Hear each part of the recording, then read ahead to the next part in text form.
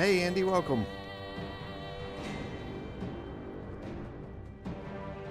I know it's late.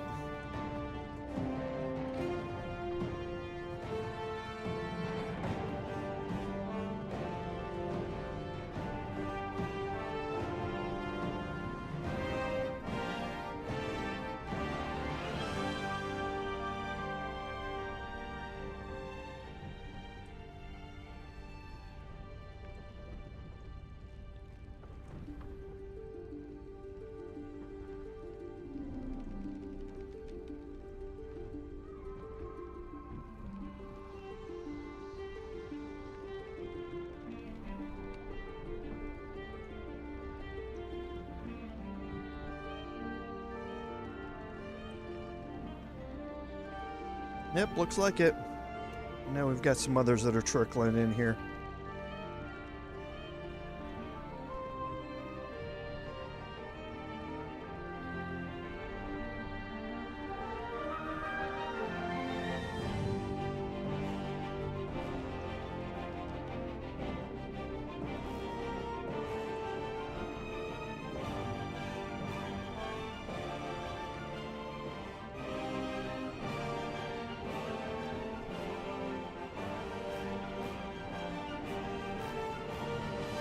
Hey, David, welcome.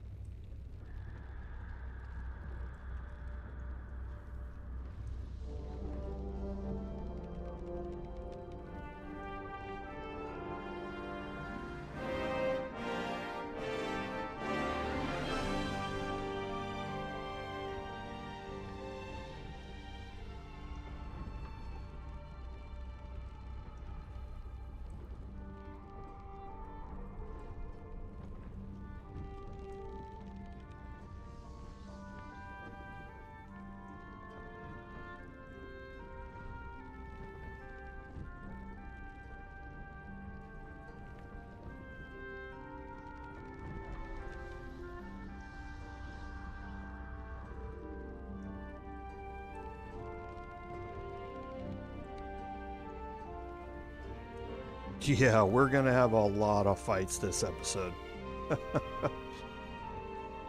We're going to get into a small one within 10 minutes of start. We're going to get into a much bigger one a few seconds after that one ends, and then we're going to get into a boss fight a few seconds after that one ends. And then once that is finished, we will be getting into a big fight about 15 minutes later, because we'll want to take a long rest. And then we'll get into a fight against another boss after that is done. So yeah, we're going to be in the thick of it this whole time.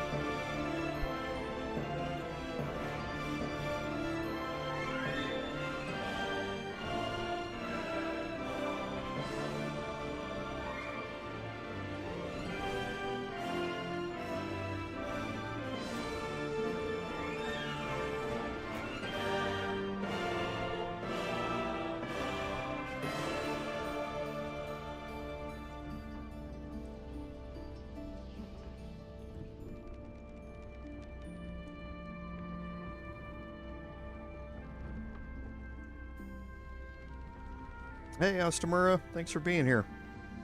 Yeah, we had some rain, but nothing real serious.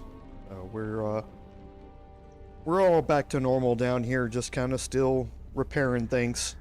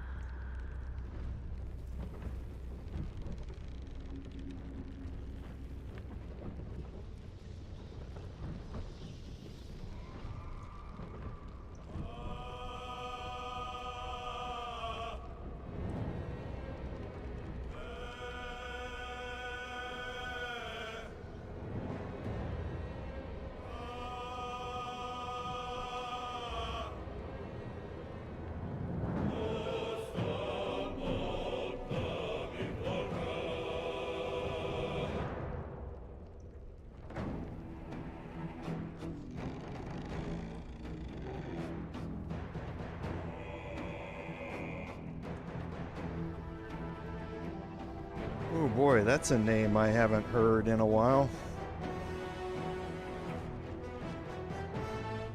Rosie Lee is one of my best friend's favorites when I'm over there.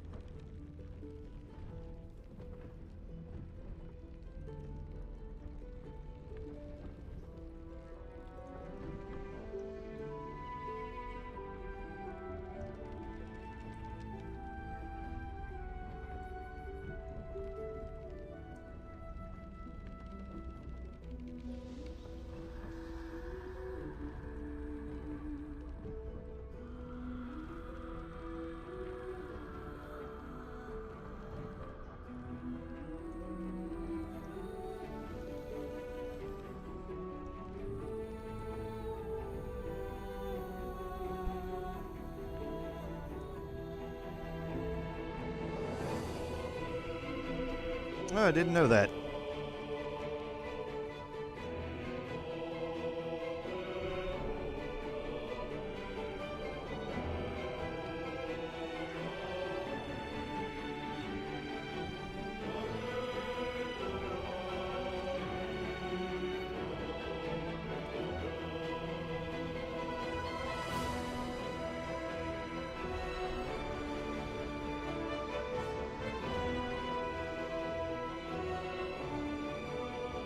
Yeah, when I was there last, I think I bought a box of Taylor's, I think.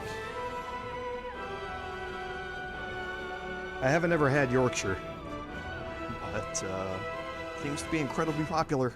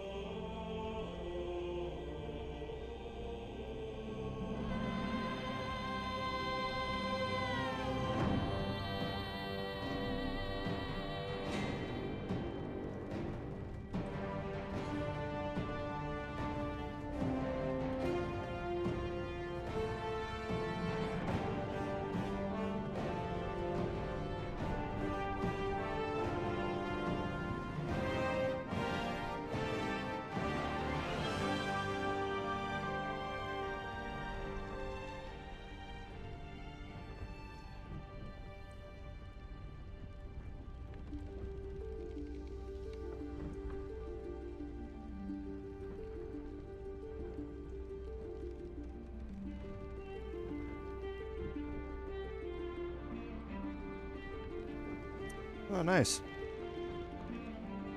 Yeah, I've traveled through quite a bit of the UK,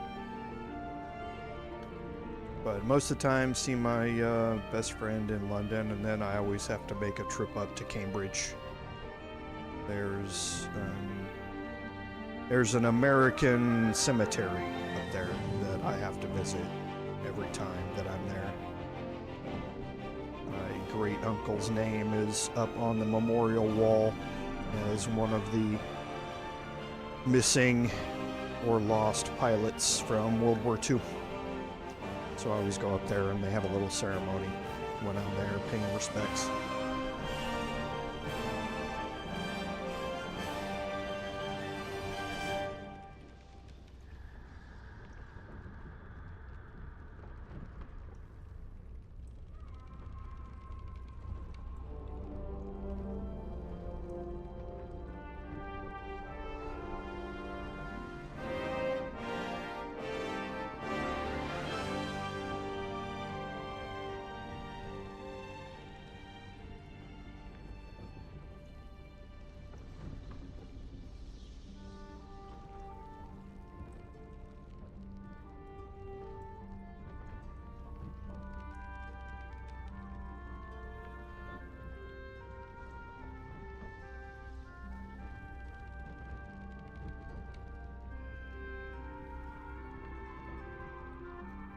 Never been to Luxembourg.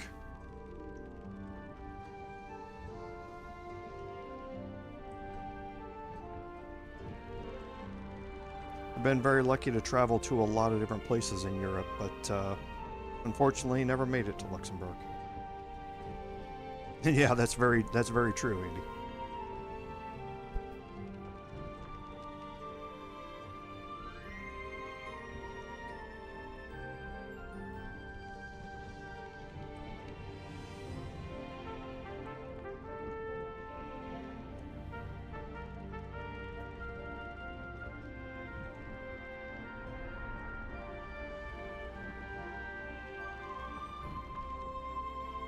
Yeah, I also took a train down to Bovington last time I was there because of my military background as a tanker. Went and saw the tank museum down at Bovington.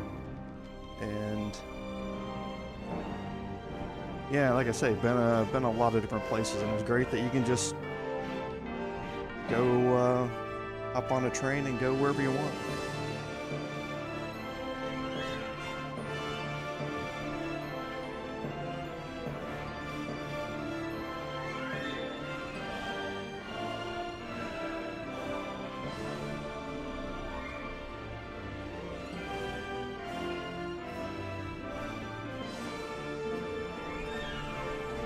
Oh, nice, Ostermer.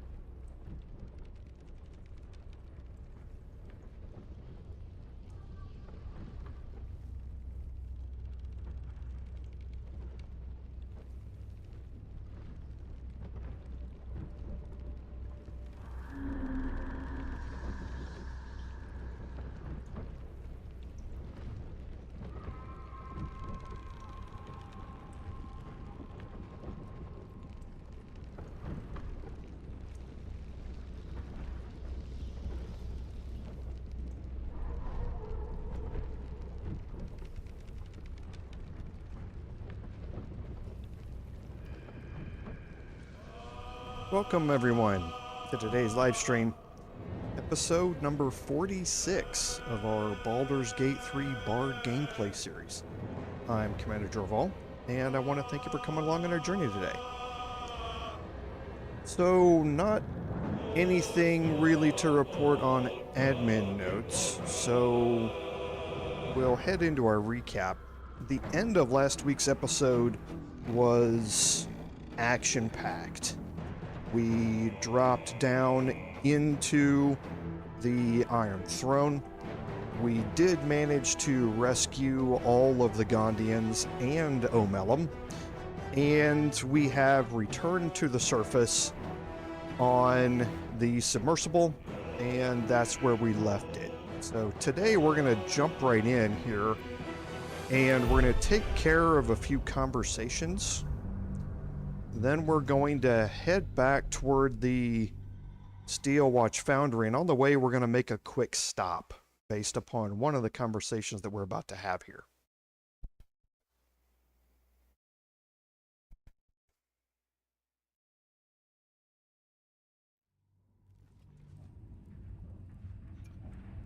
Okay, so here we are. You can see all of the 12 seats over here. The 6 seats on each side for a total of 12 plus Obelia are here. Omelum is here, and obviously Wyll wants to talk to us after seeing his father's dead body, so we certainly want to go through this conversation. My father gone? I can hardly believe it. I thought the Absolute would have use for him. A general, a figurehead, something. Why infect and imprison him, only to kill him? I don't understand.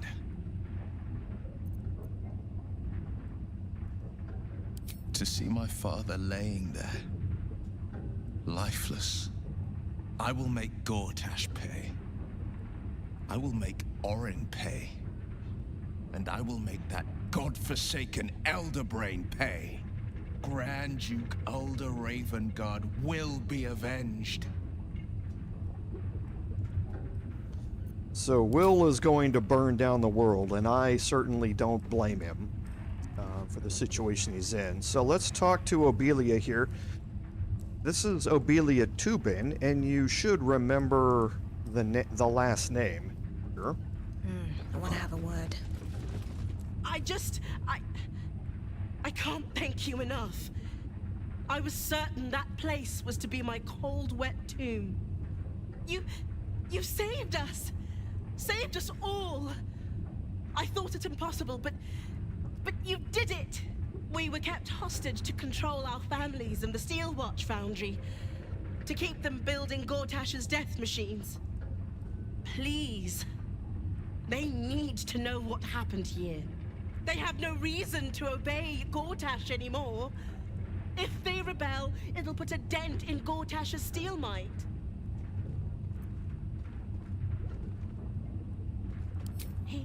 He did? Of course he did! I knew it. I knew he would do something.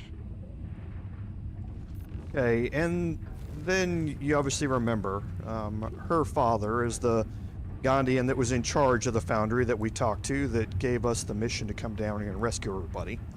So now we have a quest marker here for retrieve Omelum, so we'll talk to him. Your world's air. I never imagined missing its feeling on my skin. Curious. I owe you a great debt, Sunchild. One I shall repay. When I return to the surface, I will alert my colleagues at the Society. Find me there, and I will offer you what aid I can against this evil. Okay, so now Omelum is transported out, and we're going to go ahead and take the ladder up to the surface.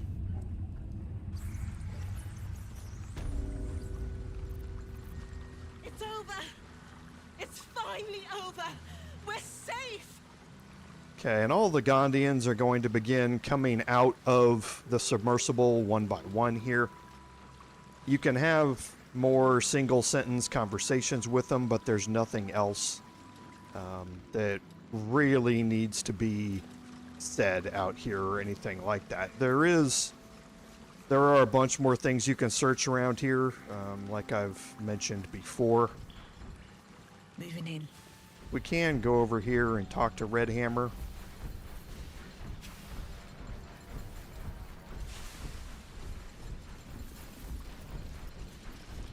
Woo! What a ride! I won't forget it anytime soon. And Cap neither. I might have underestimated you before. Won't do that again. Thanks for the adventure. And it's very much the same with all of the others that are down here. So there's nothing that we need to really take care of here. So we're going to head back up and out of here. Remember, Wyll has the grieving condition, so he's going to have advantage on attack rolls, but disadvantage on all ability checks. That's nothing that's seriously debilitating right now for us going into the next set of fights. So let's go ahead and head back up to the lower city. Let's see.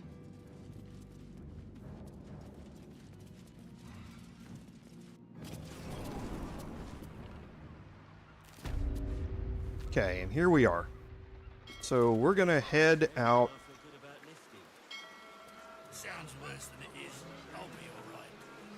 And head up this way. We're going to be careful to stay away from the dock area here.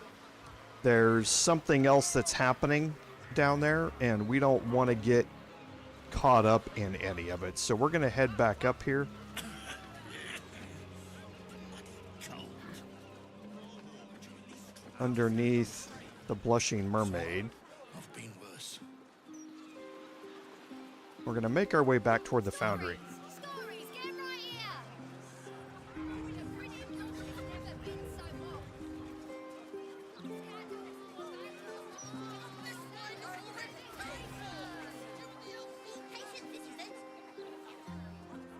And along the way, we're going to make a stop. You see, we have a quest marker.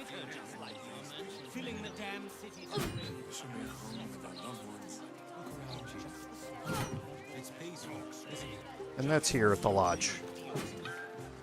Lodge of the Society of Brilliance. Okay, always search the mailbox.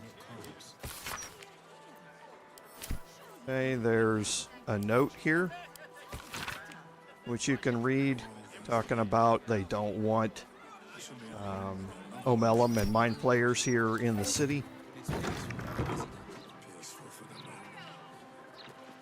Must remember. And inside here, you will see some members of the society. You can talk to all of them. I'm compiling a translation dictionary so warring species of the Underdark can understand each other. It's an essential step forward. But none of them are going to have much to say except I for wonder what Professor Lineweech really thinks of me. Havacalag. Ah, a surface dweller. You find yourself in the cradle of all knowledge relating to the Underdark. The Society of Brilliance. Tell me, what can the Society do for you?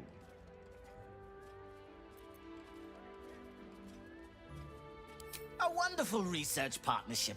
I'm sure you'll agree. They are upstairs if you wish to share any theories with them.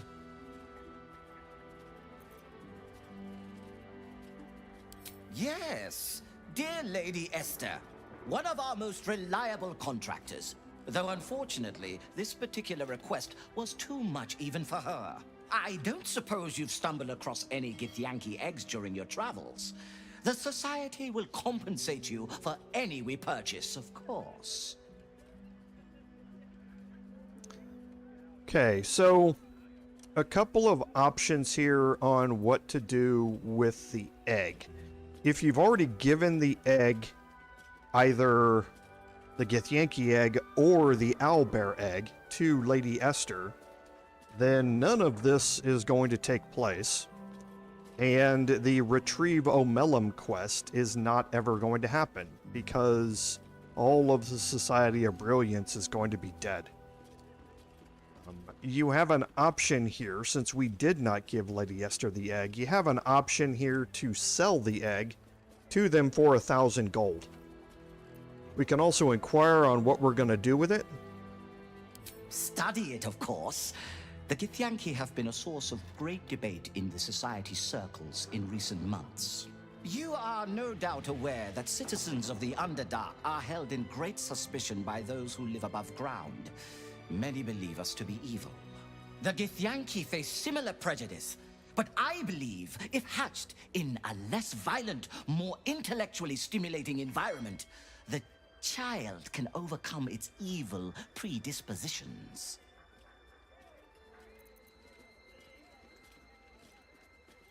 In the literal sense, I will need to induce the egg to hatch via the application of certain currents to the creature inside. Once out of the shell, I plan to take a twofold approach. The enforced repetition of sound, moral principle from the Paterian Code, alongside a series of psionic pulses administered to the cerebral tissue. Assuming I can accelerate its growth, I should have conclusive findings within a year or two at the most. A series of moral imperatives bestowed by the great dragon deity, Bahamut. In my years of study, they're the closest I found to moral perfection. Only under such rigorous goodness will the subject stand a chance of being cured. My findings could change the perception of Githyanki and the peoples of the Underdark for generations to come.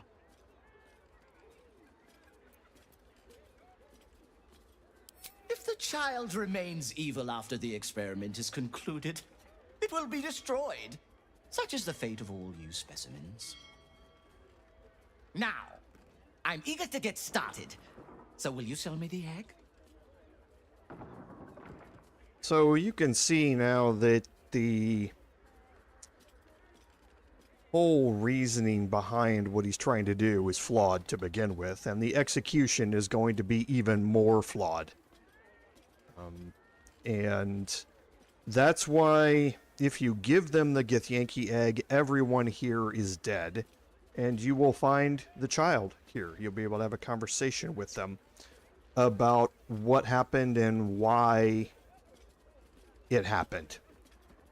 And you will learn that this whole experiment here was a failure, and you can now see here the reasons why it would become a failure.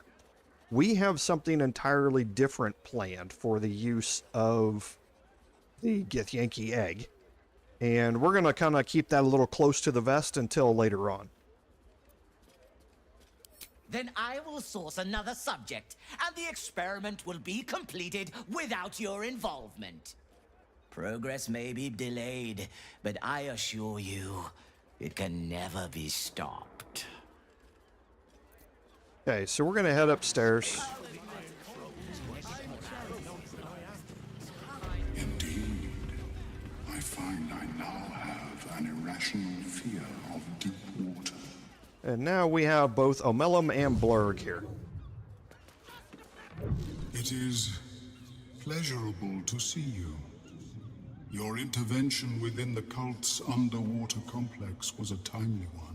I am glad my carelessness did not cost the lives of the innocent captives. That you also saved me was unexpected.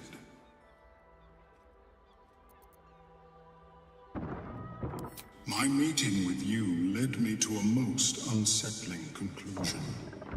That my kind had begun to exert influence through this cult of the Absolute.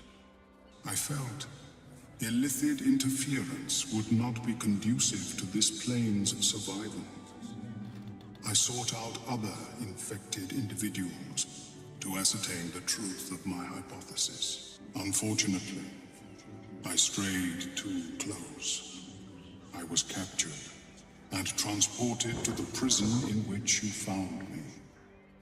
There, I saw Gortash and his followers inflict cruelties far beyond any I witnessed in the Underdark.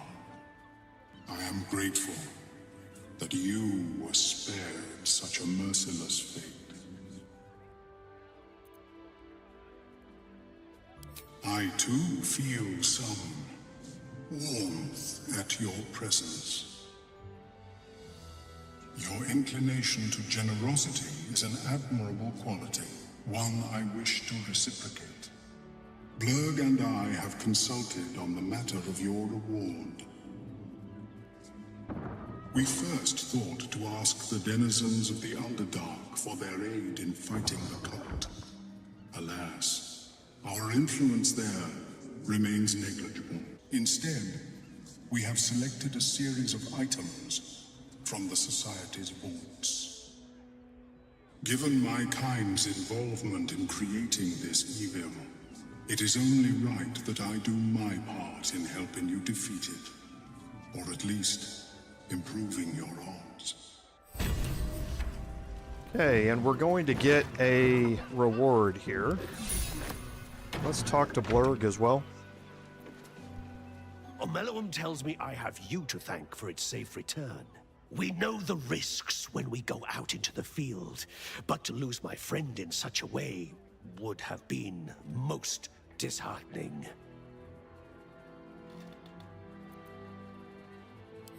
If there's any conclusion to be drawn from this, I think it's that Omelum and I are safest back in the Underdark. Our research there must continue. We may not be able to fight on the front lines as you do, but we may yet do some good for those who call it home.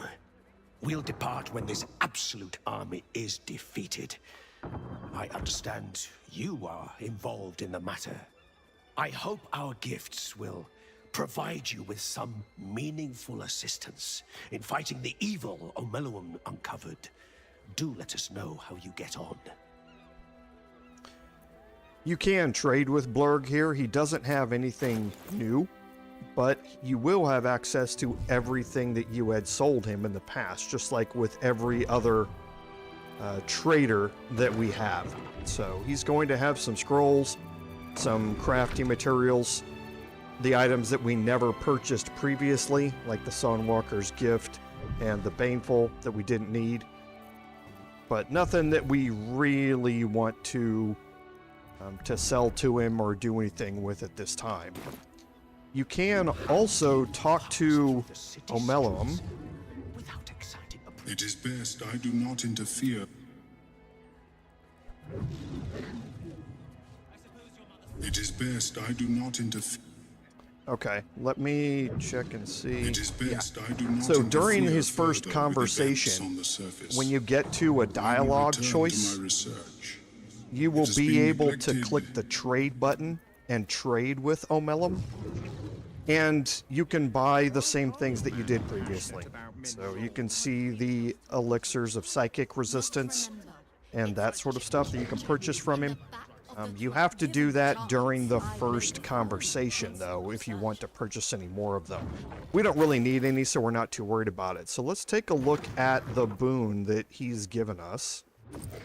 And it is thoroughly underwhelming. You're going to get... all of these are scripted. You're going to get the same thing every time. So Fungal Bamboozler is probably the most useful out of everything here. This is an AoE throwable that inflicts the mad condition, or the... I can't remember what the name of the condition is. Here it's befuddled, but it's the same as another condition where the entities for 2 turns can't control their actions and they just wander around without any direction. So it's a great way to AoE disable a group of enemies. And we're actually going to see more of this, of the use of this a little bit later. A Scroll of Sunbeam, a Scroll of Dimension Door, you know, they kind of are what they are, but nothing really special. So a bit of a disappointment. So we will head back downstairs and out the front.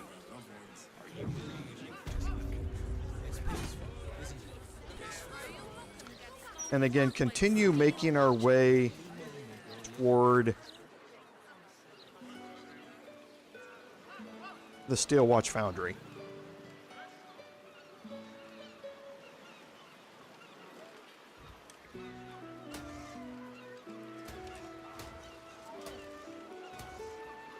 Now, there is another encounter that we're going to deal with later, and you'll see there are 2 Steel Watchers here. The dock is marked as a secure area. M commented about this in one of the comments below last week's video about this, and you can have an encounter with the 2 Steel Watchers here if you would like inside this secure area. As soon as you pop into here, they are guarding this ship here, and you do want to take a look at it. We're just not going to do it now.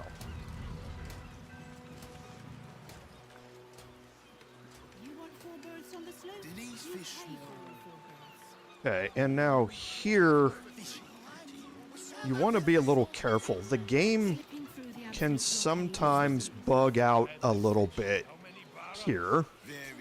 So I'm going to break my group. And I'm just going to take my Bard inside here. And we will kind of approach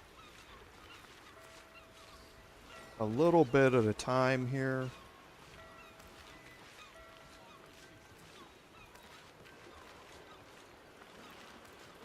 Okay, looks like we're fine.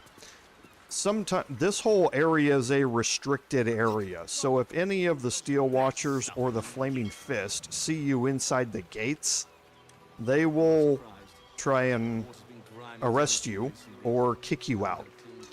And that can lead to a rather uncomfortable fight with a group of 4 or 5 of them. I've only been able to replicate this if I come down here and I walk as a group and I continue walking into this space. They'll just spawn out of the middle of nowhere here, and they will run out of here toward the gate to try and get back to their patrol route. And in that case, they'll run right into you, and they'll detect you, and you have to talk your way out of it. The problem is that some of them are... they will interact with multiple different characters at the same time. So even if you do talk your way out of it with one, other characters may get the same talk your way out of it dialogue, and they might not be nearly as well suited to be able to talk their way out, and you might fail it. So what we're going to do here is everybody's going to go into hiding. We're going to break our group. I'm not going to hide my bard. Inside here you can see that something has happened. We still have the dead Bay Knights that we had last time. They've been replaced, basically. Shift change has happened. And we have 2 iron consoles, one on each side. There's another one over here. We have another iron console down here, and we have one new black gauntlet down here at the bottom. Here's Xander Tubin. He's made his way out here from the security office, and you can see that he is green now. We also have some other Gondians who are around here. So let's go ahead and bring our bard into here, and I kind of want to... Breathe deep and move.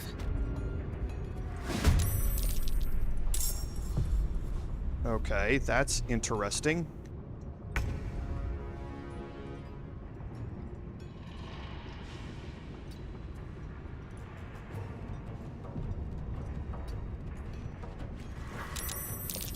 Okay.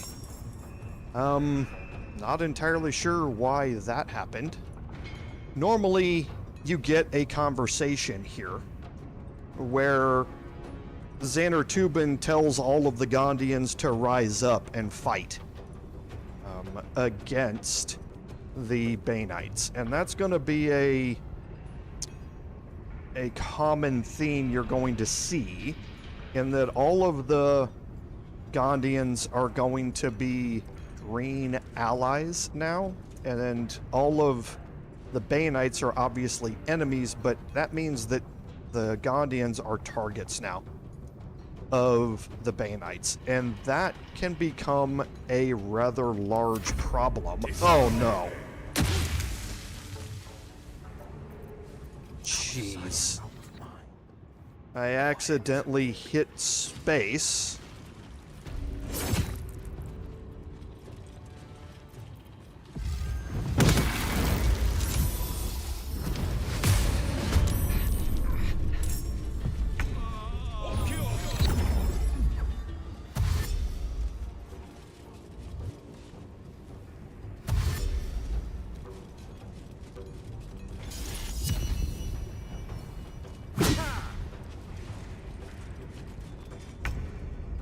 Okay.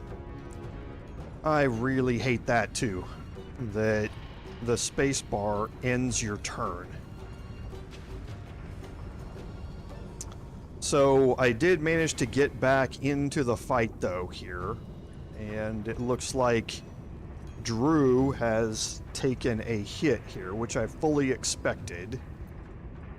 He's here. Surrounded by the 2 iron consoles here, it's really hard for them not to take any damage. So we're going to... Where are the detection cones here?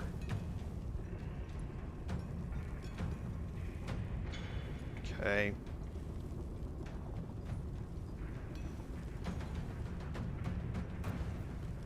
Better make my next move. Because I want to drop another darkness here on top of them. Unfortunately, what I would have done is I would have dropped darkness with my bard here if her turn hadn't been completely wasted. And then I would have dropped another darkness here with Wyll. But that's not an option now. So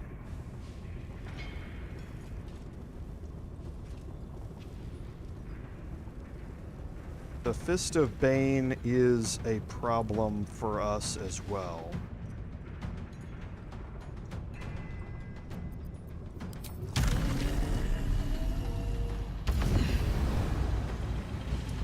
So, two people that you want to focus on, the Fist of Bane and the Black Gauntlet. The others can cause melee damage, which is serious, and you don't want to let it go on too long. The Fist of Bane has damage riders that go along with their attack, and Bane of Command is something you're going to have to deal with. You're going to deal additional psychic damage with this and frighten the target. Now for us, that's not a problem because we have thoroughly stuffed. So we are unable to be frightened, which is a huge benefit, and that's why you definitely want to have that buff before you come into any of these fights.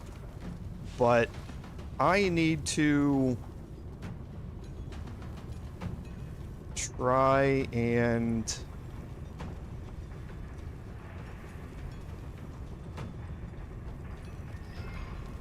so the Black Gauntlet's already gone, so she's going to be the last one to go. She's probably going to attack Drew here, and Drew might die, but it is what it is at this point.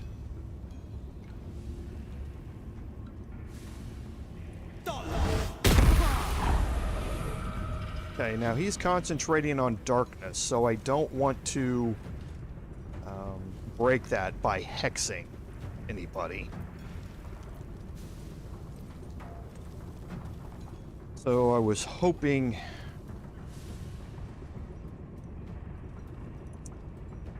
this is just not a great. That loss of that turn was Don't waste a step. bad.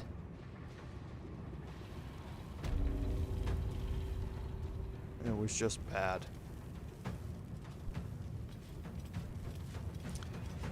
I don't necessarily want to cast Darkness with my Paladin, but I don't think I'm going to have a choice here.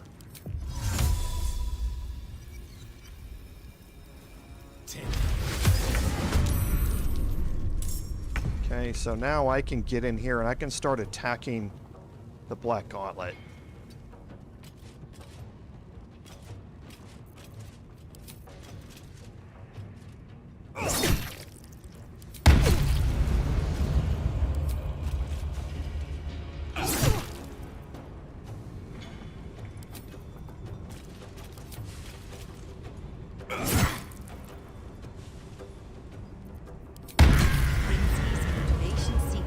Okay, and when the Black Gauntlet dies, a motivator is going to come out.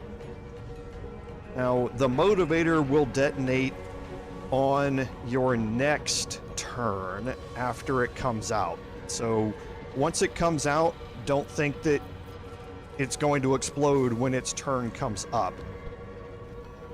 Not that diabolical. They are going to give you an opportunity to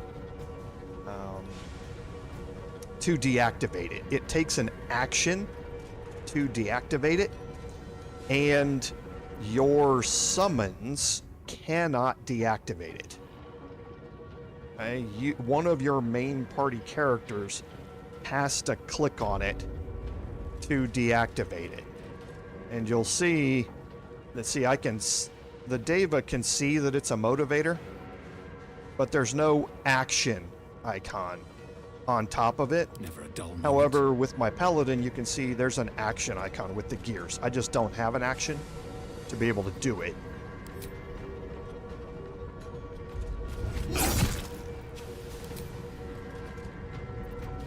But I am going to bring my Deva into this fight here. And where are the ones who have voice of command?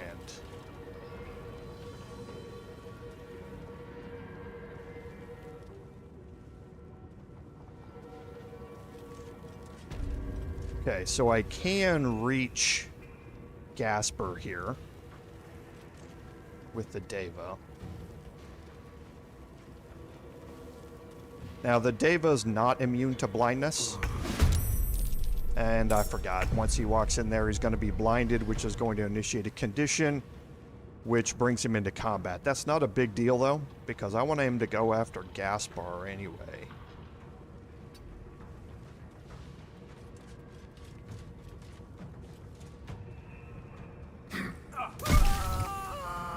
Perfect. I have to survive And this. Shadowheart Need to press on is my last. Now, Shadowheart, when she walks into the darkness, will not get a condition. So she should be able to walk into the darkness without triggering initiative. And we have 2 left. Iron Consul Chad and Musk. So we're going to... This could be level 5.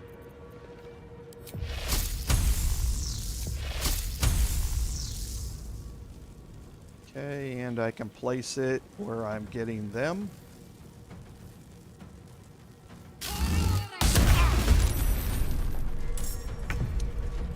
Okay, so now I have my full action here, and I'm going to try and place it again. So I do not hit. I wish their icons would. Here we go. This should probably... Okay, it's not outlining the Gondian, even though I'm overlapping him.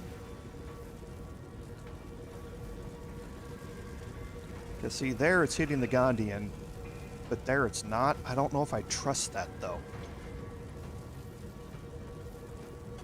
Who is this? Drew?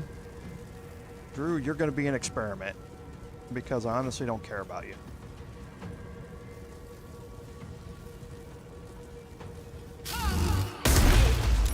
Okay, good. It didn't trigger on him.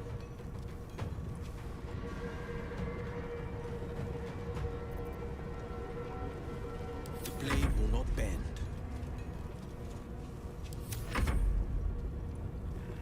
Well, so much for peace. And I'm going to move here. If they go after Drew, this will trigger Sentinel. Rock.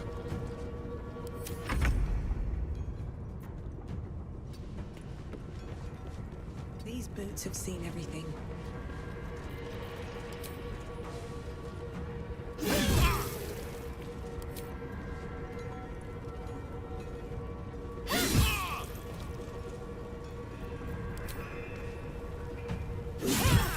Outstanding. And no, we're probably just going to end up getting rid of it.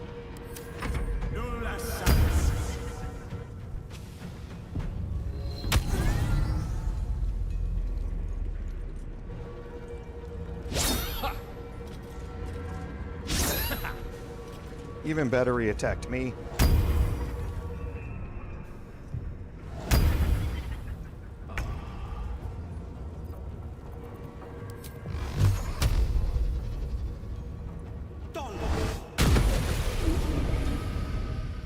And now, where is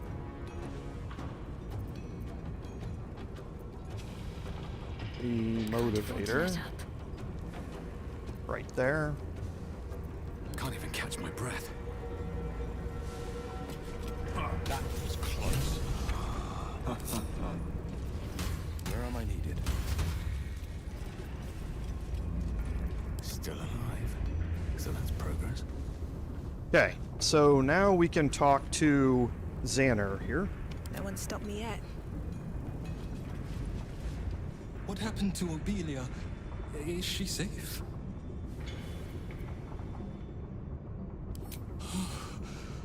My heart.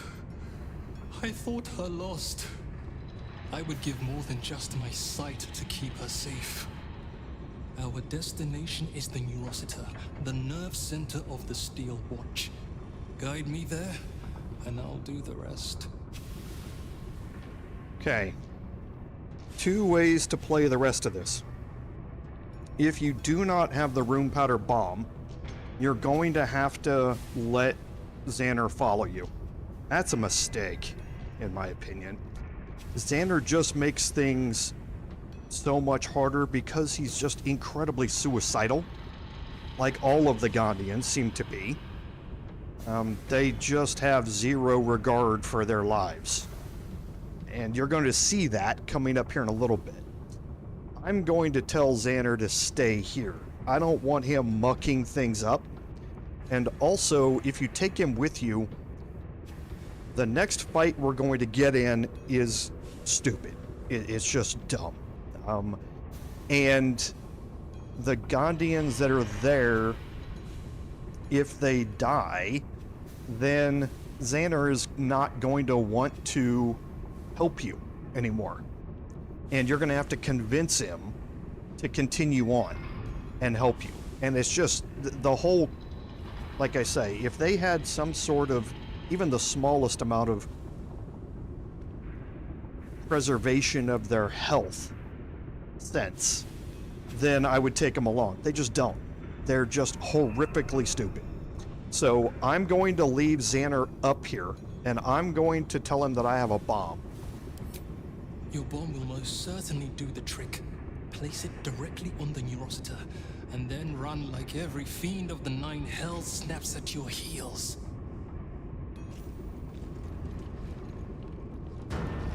Okay, and he's going to take off. Right? So now down here, we have, and I want to look at, so Wyll The hero at heart. can do it. We need to search the bodies here.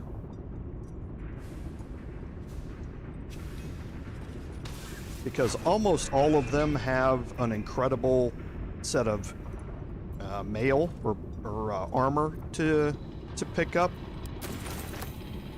And it's worth a lot of gold. The plate armor is worth a lot. So you want to pick all of these up. You're going to find another infernal mace down here. We've talked about that previously. Okay, and he is overloaded. All's well that ends not as bad as Okay, it could so now we want to make our way up to the security office.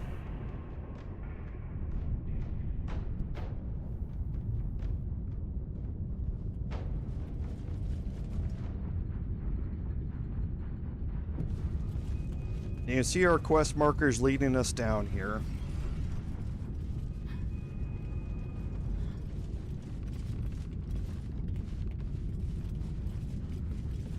Okay, we're not going to go in yet. So there's some prep work that you can do here. Now, without Xander in your group, what happens to these Gondians down here does not matter in the slightest. So if they all die, they all die. It is just how it is. It takes luck to be able to save them. That is not an exaggeration. You have to get incredibly lucky to be able to save all of them. There's just no other way around it. And I'm not going to be working specifically towards that, so to speak, I guess.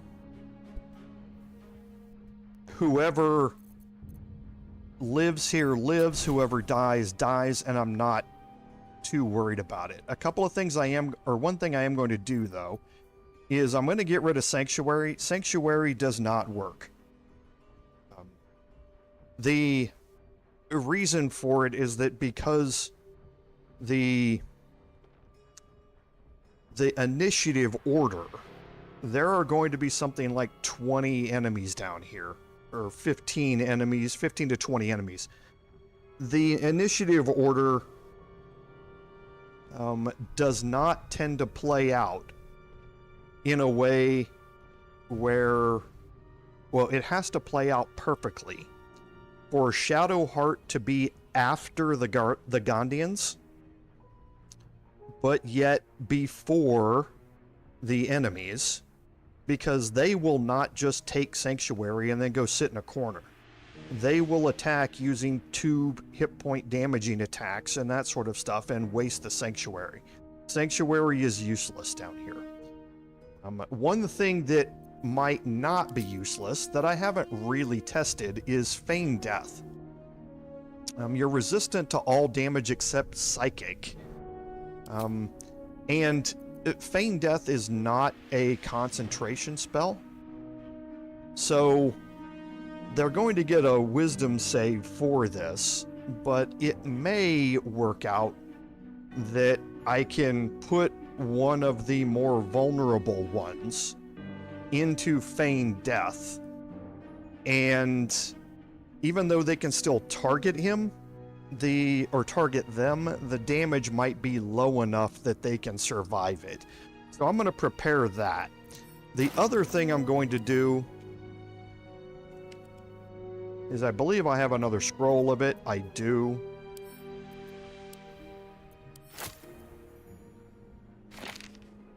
So I'm just going to distribute those around.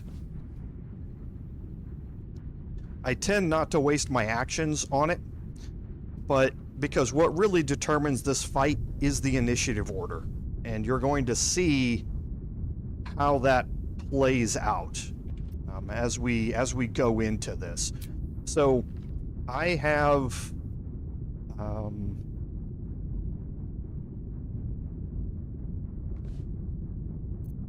I'm going to take a short rest here because I need to get all of my divine smites back. Never a dull moment. A hero at heart. Let's get going. Still breathing. So we're going to go ahead and head in here, and we're going to head in with everybody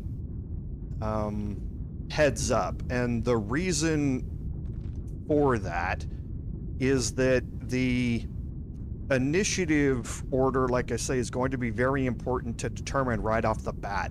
You're also going to be brought in a spot where your initiative or your ability to move around is going to be somewhat limited. Now we can, since we don't have Xander with us, that's going to be a little bit more helpful, but you'll kind of see what I mean. I'm going to just separate my group here, and you'll kind of see what happens when we walk in.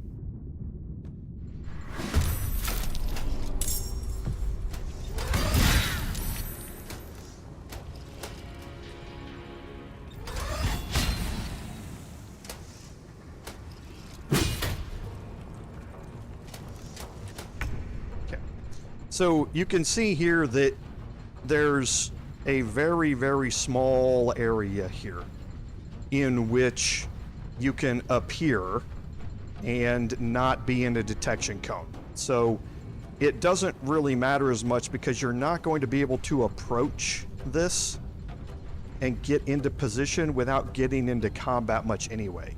There is some small benefits that can be brought on because of this, so I guess we will explore it this way. But now I need to look and see at what the order looks like.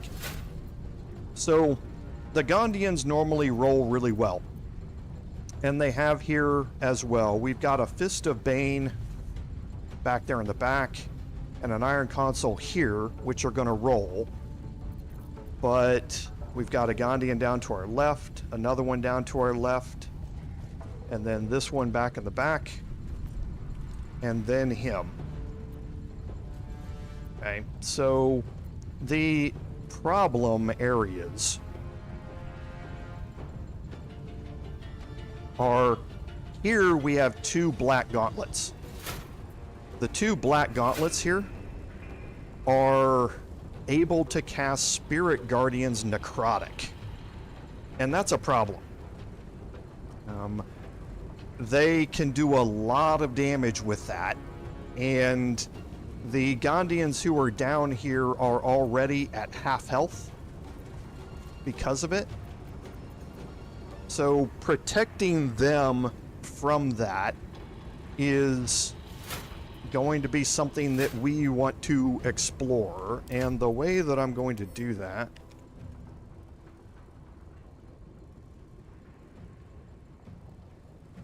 I don't have any scrolls of silence. Interesting. I still can bring in silence here.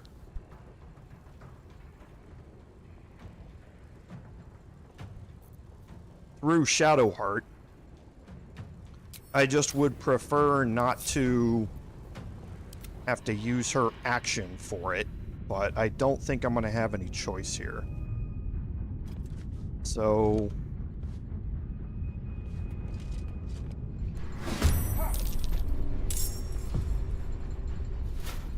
let's drop silence here. Talk to me.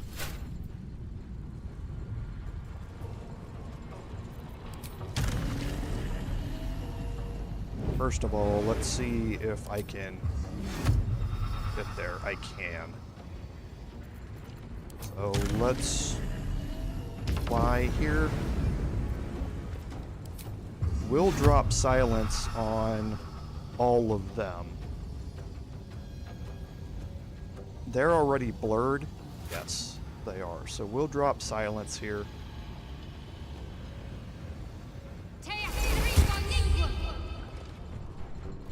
Okay, and then we will bring out a spiritual weapon.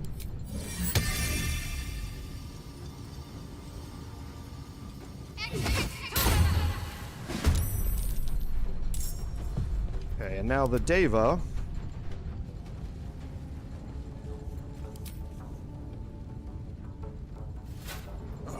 I want the Deva to try and occupy this Hellfire Watcher. I don't think he's going to be able to. And a critical miss doesn't help.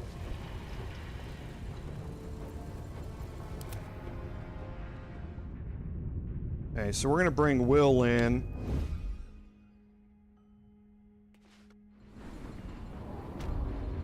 And again, you can see the very small area that we have to work with here.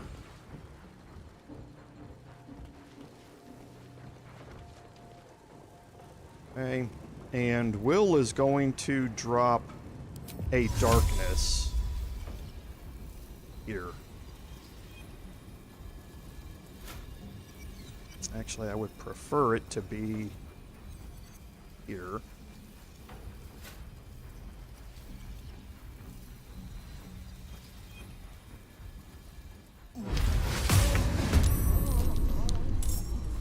My detection cones have been completely removed.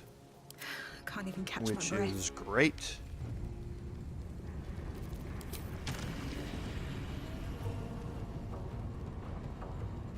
I'm going to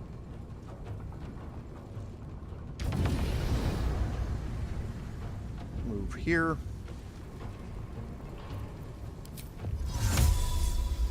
Cast my own darkness here.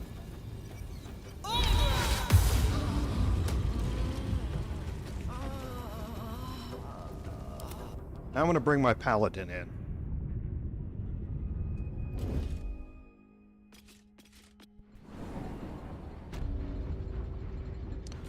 So I do still have a detection cone here. So I was worried about that. It's getting through because of this Hellfire Watcher here.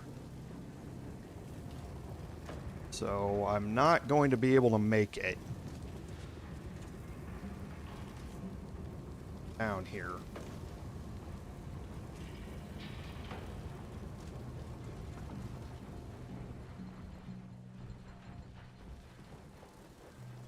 Okay, so how do I want to approach this?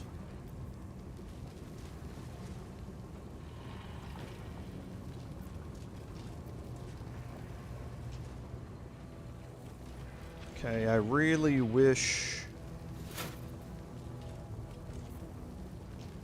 the Gondians were not here.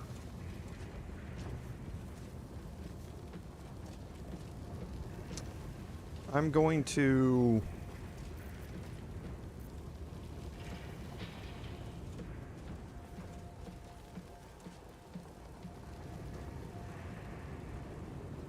make my way down here and see where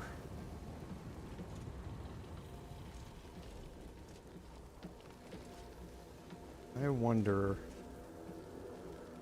Pretty sure I'm gonna have to pass a hide check here, but we'll see what happens. Okay, so just dropped into it anyway. Okay, so I believe that is the best that I can do here. Concentrate. I can get myself into the darkness here. Got to move.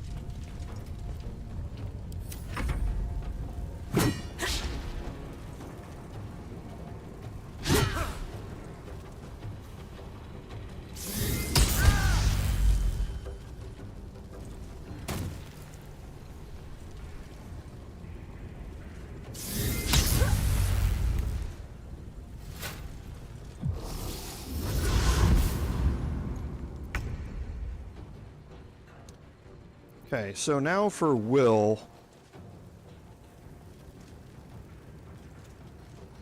We need to start focusing these gauntlets, and for that, I'm going to get Wyll down here.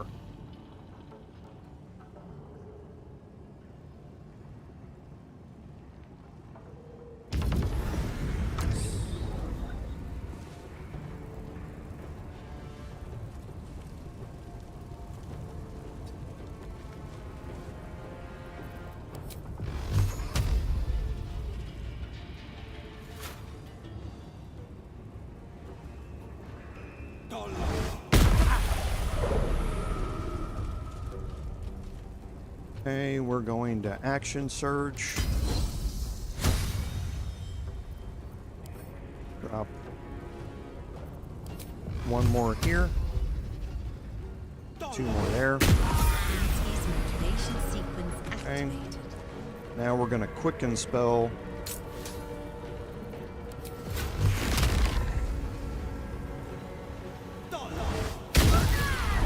Oh, he missed.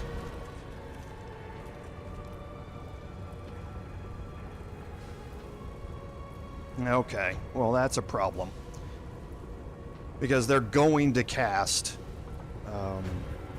Spirit Guardians. And had a plan to get them killed, but not now.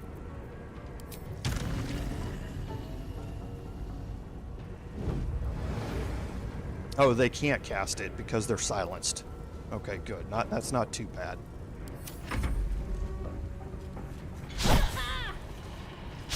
Glad you're coming after me.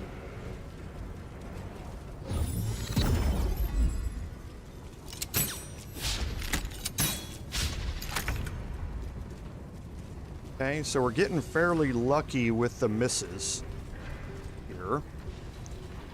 So let's...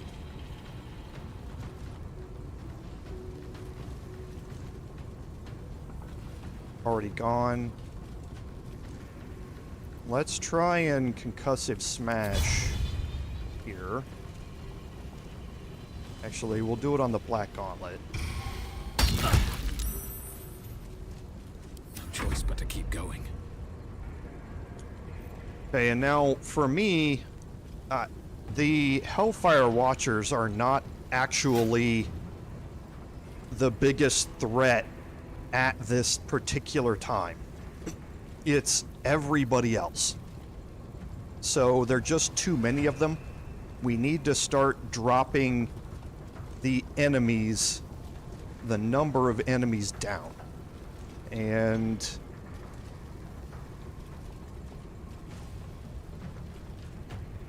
I think we're just going to step here in the middle of this. Another step forward. And see who we can take out. Okay, so we do have a Bane of Command here on this one.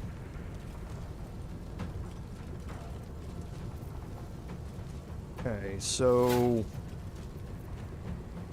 we're going to do Inquisitor's Might.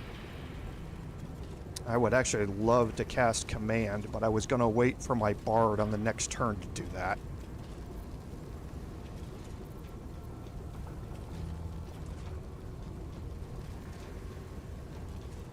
Actually, let's not do that. Let's do this instead.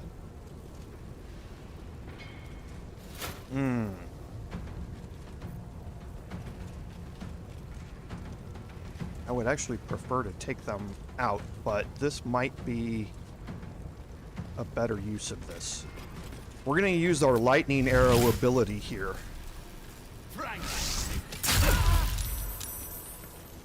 And now we'll move inside of here. I'm going to drop Hex.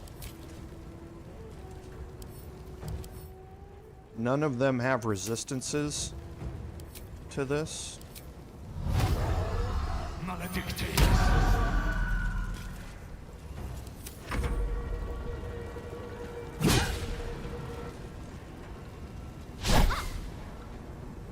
That's gonna proc Sentinel. That's why I did it.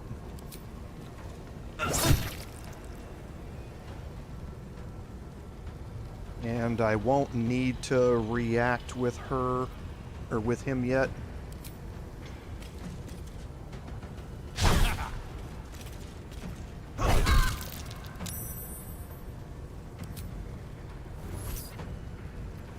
Not going to use Destructive Wrath on that.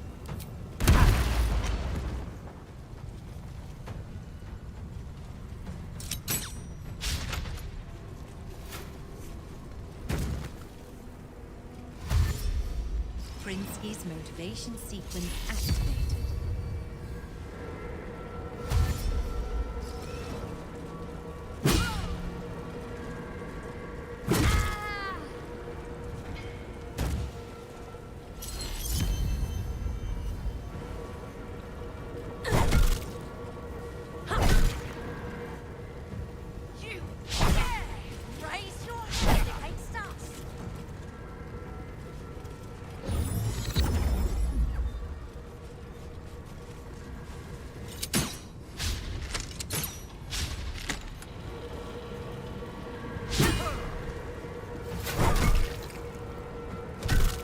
And even with Blur, they just don't ever seem to miss.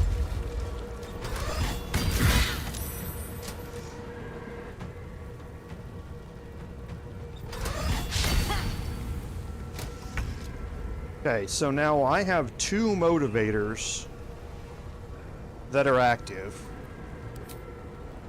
Actually, 3 motivators that are active. And that means I need to get my party members to all of those motivators. Okay, so Kerz. So let's see here how we can play this, because this is going to take their action, so they're not going to be able to act after this when they deactivate these. And I've got 2 of them here. Kerz is the only one who cannot fly.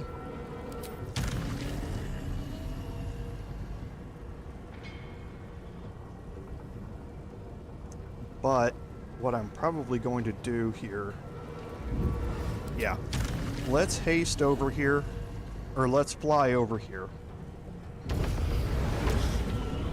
We're going to deactivate this one.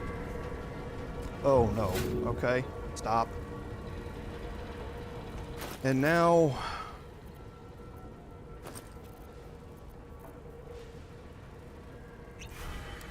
I'm going to take a potion of speed and deactivate this one. Okay.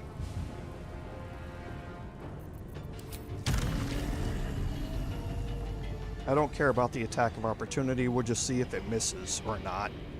She doesn't have a great armor class. I would prefer to move her back into the darkness, though.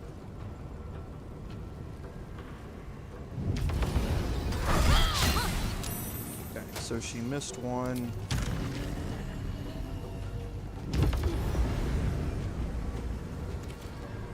Okay. So that was a good use of that. Where do I go from here? For my turn, I'm going to have to turn off the motivator here. Even though I would, again, prefer not to.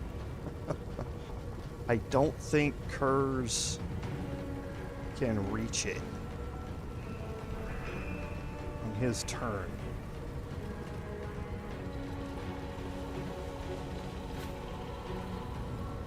Because what I would really... Yeah, I think it's probably best if I just do it.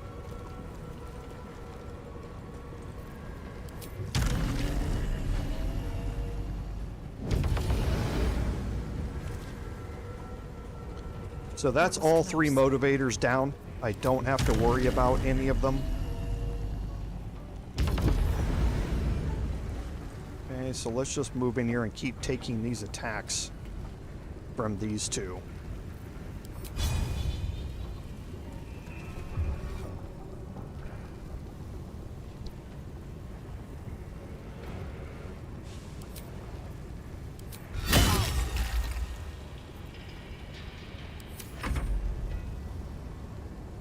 Okay, and this black gauntlet I'm not too worried about. Let's move down here.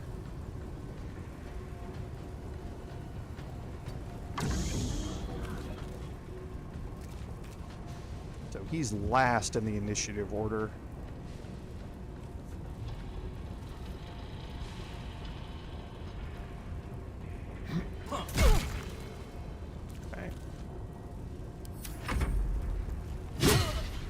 And they're just attacking with their maces, which is so stupid.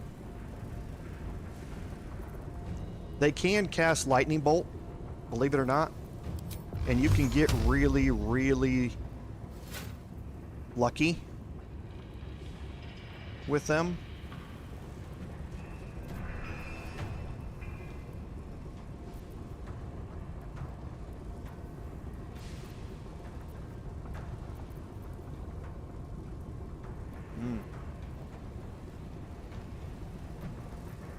Are any of them concentrating? No. I want to get rid of the black gauntlet here, though. So let's get into the darkness again. I would really like to try and save a couple of them down here.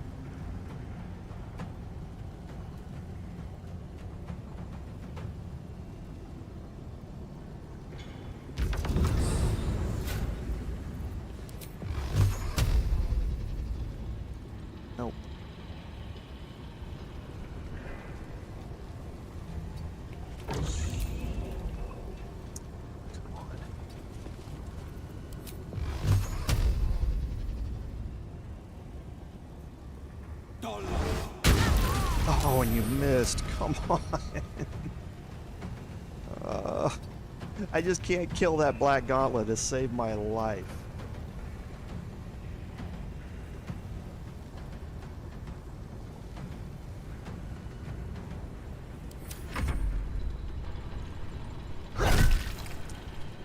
Yeah, I am running around. There's Lightning Bolt.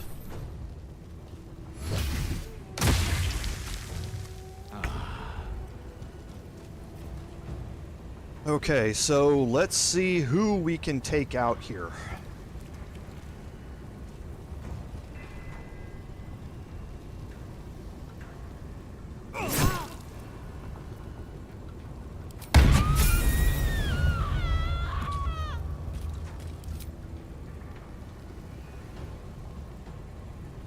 Oh, let's wait.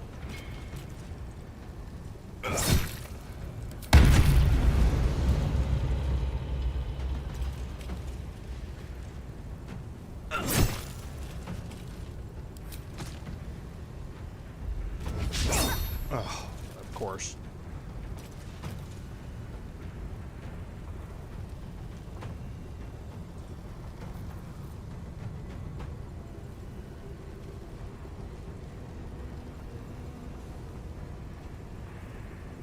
I would like to get over here and try and protect this Gondian. With haste.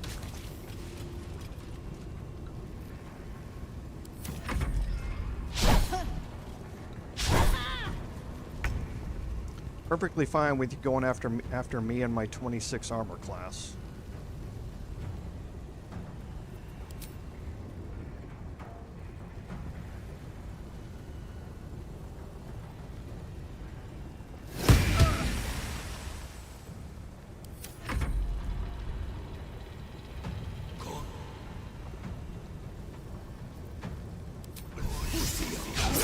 Oh, come on.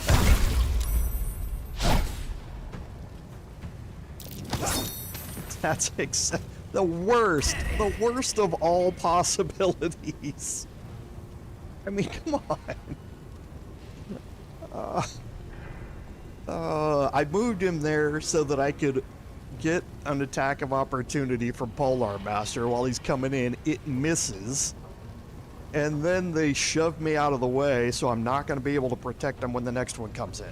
Now, Blight, this is a problem. Blight is a level 4 spell. I do not have a counter spell that is above level 3. Now, what this means is that I'm going to have to roll against the DC of that spell to see if my counter spell works or not. If I had a level 4 counter spell, it would automatically stop it from working.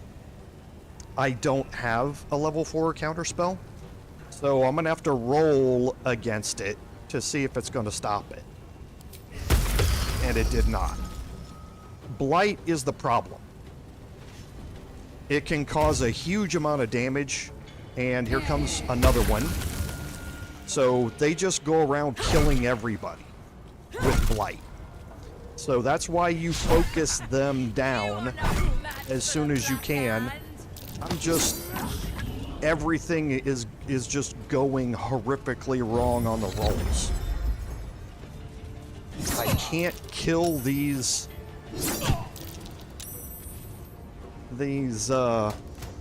black gauntlets to save my life. And I have never seen that happen before. I have never seen this happen. Okay, wow. Everything in one turn there just went to crap. So it doesn't matter now. Again, I don't care about the Gondians. They're worthless to me. I just need to end this as quickly as I can. So let's go ahead and do that. We've got 32 or 33 and 48 here. Light on my feet.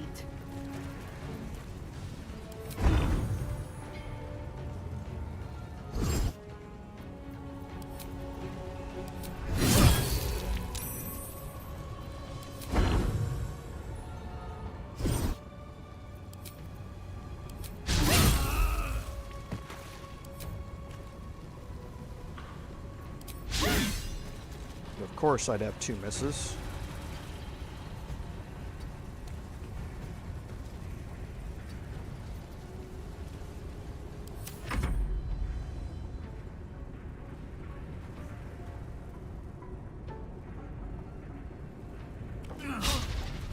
And of course, yeah, here come all the you can't hit anything to save your life rolls.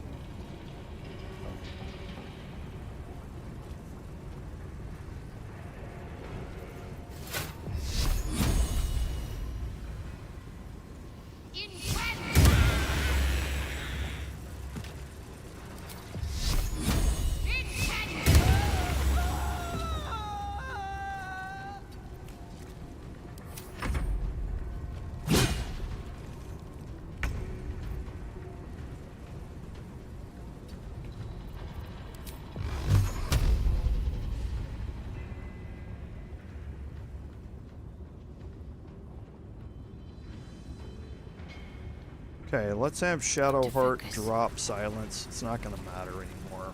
Battle favors the fearless.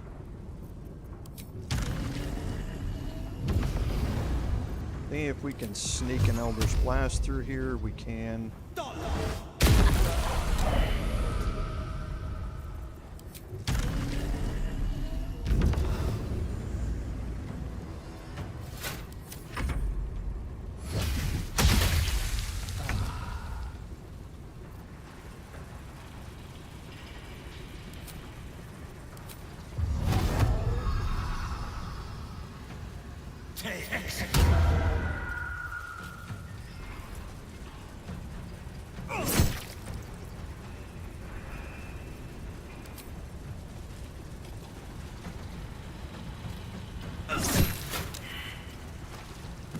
Best be on my way.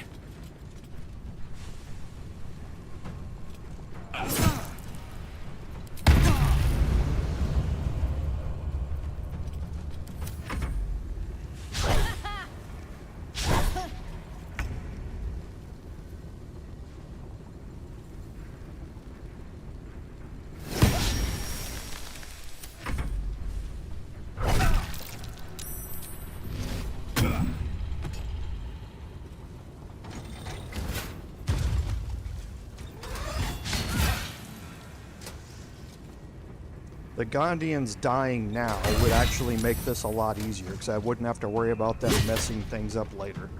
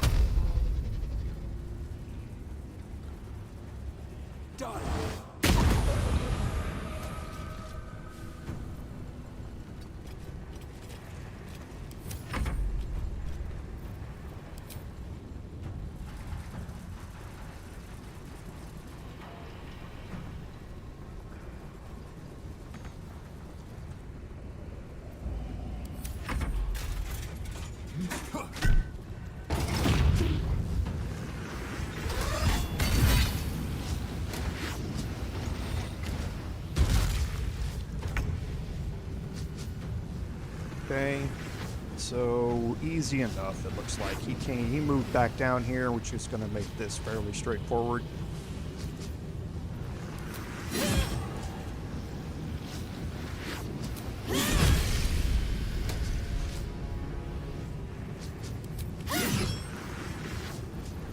And now I'm going to fly back out of the way.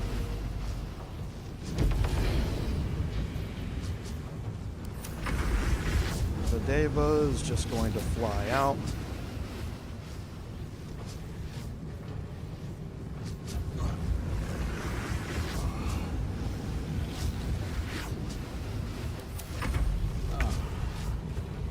Okay, Shadowheart's gone into her lethargy state. Okay, he's good there. Another fight. Let's go.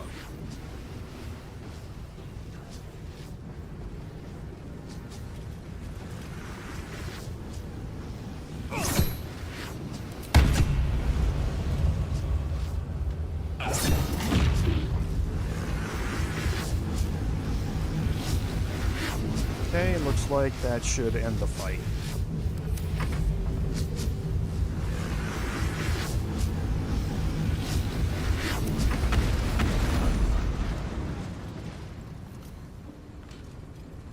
Okay, so it started off really well and then just went to crap. Let's get going. But that is to be expected during that fight. The Gondians, like I say, they stand there swinging a mace, doing 2 damage. And it's just idiotic. It's just utterly stupid. But it is what it is. So down here, we're going to do some quick searching, because again, everybody else down here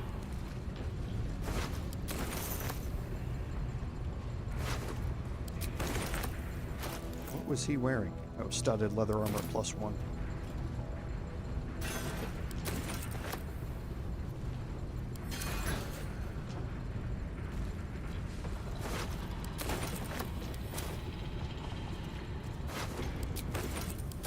So I can't pick up any more.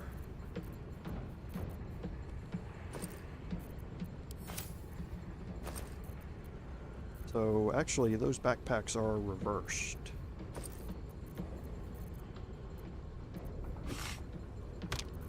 That's the special looking one. This is my trash bag.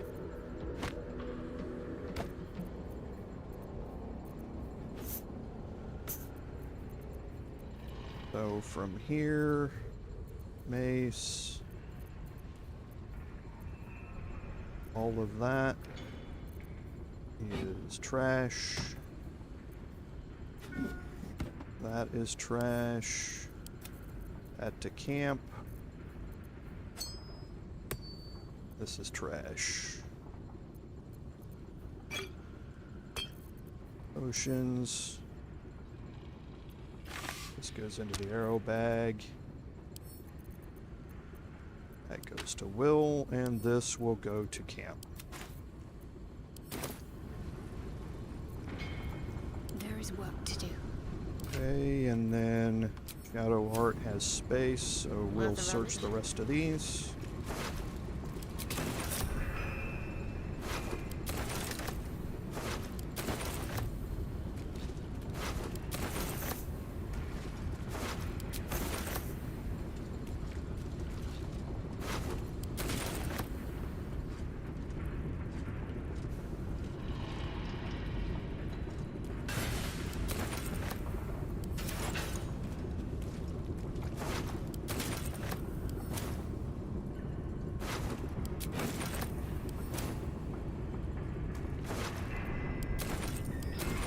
She can't take anything else, and she doesn't even have a trash bag on her.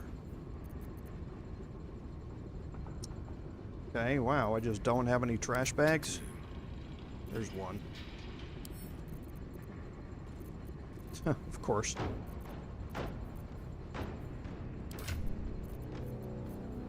Oh yeah, she has one. I must have just missed it. Yes, right there. Well, everything from here.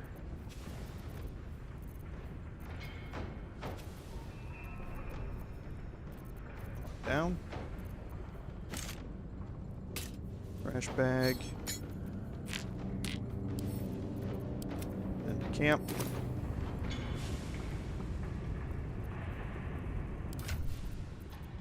Kerz has a trash bag. Everybody up there is empty? Yes.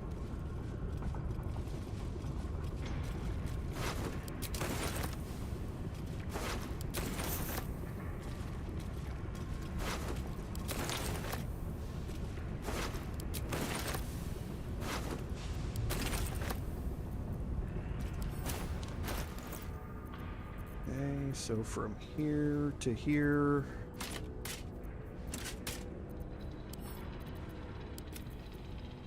Bag. What's next, I wonder? Might find something useful. And last is here. Okay. Time to rest. So now the rest of the place down here we didn't get a chance to search when we came running through here. Better not be cursed. This is another one of the books you can read to find out about the dock warehouse that can lead you to the location of the Save the Gondians quest.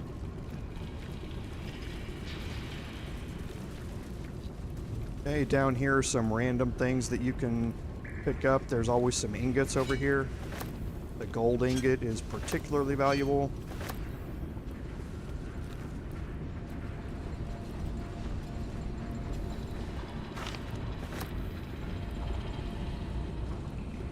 What's inside?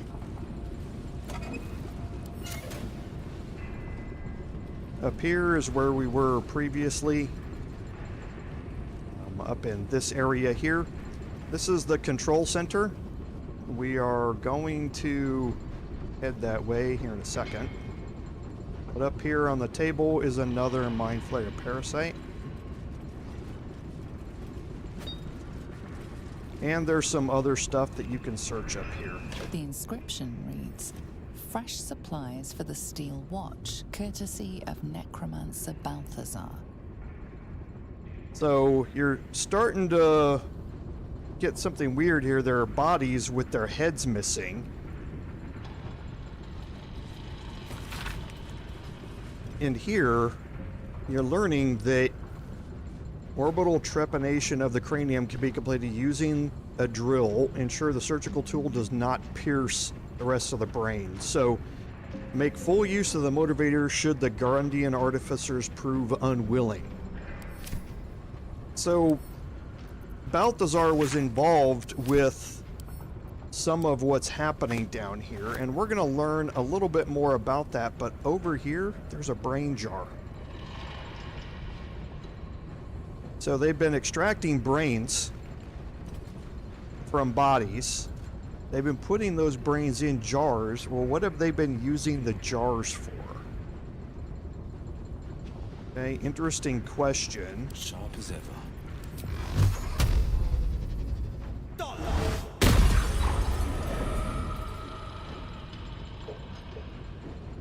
Still alive, so that's progress. Light on my feet.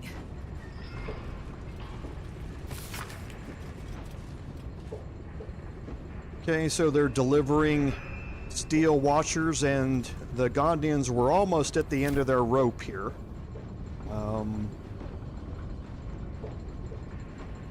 Interesting. I've never noticed that this zombie's actually...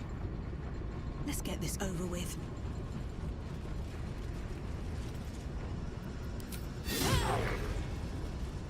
alive.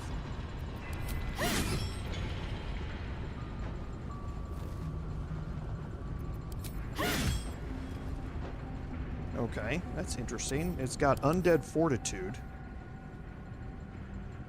So I need to kill it with Shadowheart. Whatever it takes.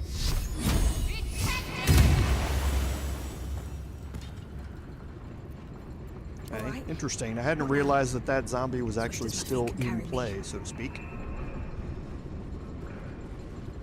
So the Gondians were just about at the end of their rope as far as the Bay Knights were considered. Let's see what this does. And this just tells you more about the Bay Knight religion and Bane itself, the picture of him up there. So now we're going to head back out probably, because if I had to guess, Can't give up now. yes, I'm badly in need of a long rest. However, I'm not entirely sure if there's a time-based. I'm gonna go look real quick. I'm gonna go see if I have to complete this or not without taking a long rest.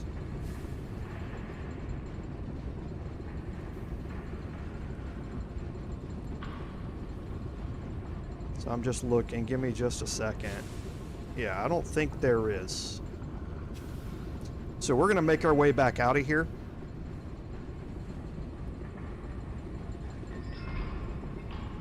get out of the foundry itself.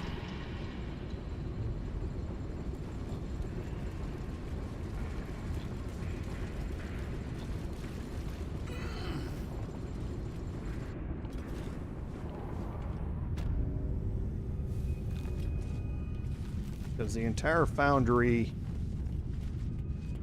is going to be a red bordered area.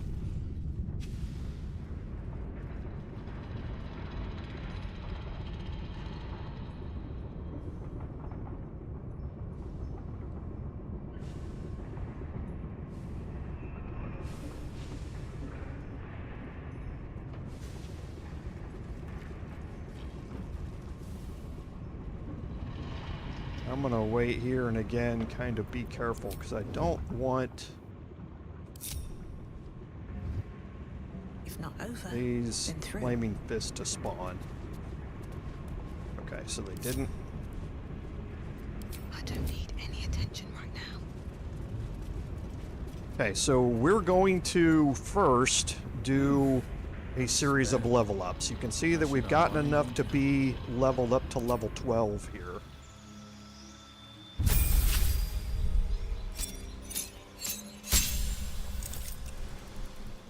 Okay, so Bard here, I'm going to gain a level 4 spell slot at level 7 Bard. Warlock, level 5 isn't going, or level 6, isn't going to really get me anything other than Entropic Ward, but with a 26 armor class, I don't really need that as much. Fighting in Darkness, I don't care about advantage nearly as much. So I'm going to level up to level 7 Bard. That's going to open up my level 4 spell slots here. Greater Invisibility I am definitely going to take. And then let's see. Yeah, I can get rid of Hypnotic Pattern here. And I would love to take either Fear or Dimension Door. But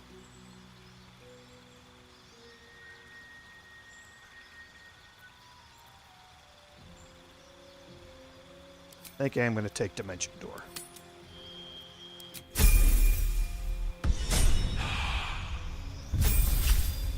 Shadowheart stays as a pure cleric. She's going to get her last feat here. And for Shadowheart, we've kind of talked about her feats before in other locations. Her Wisdom here is already at 20. She's taken 2 ability improvements here throughout the addition here. So the Warcaster feat could be useful for her. We don't need to up anybody's or any ability scores.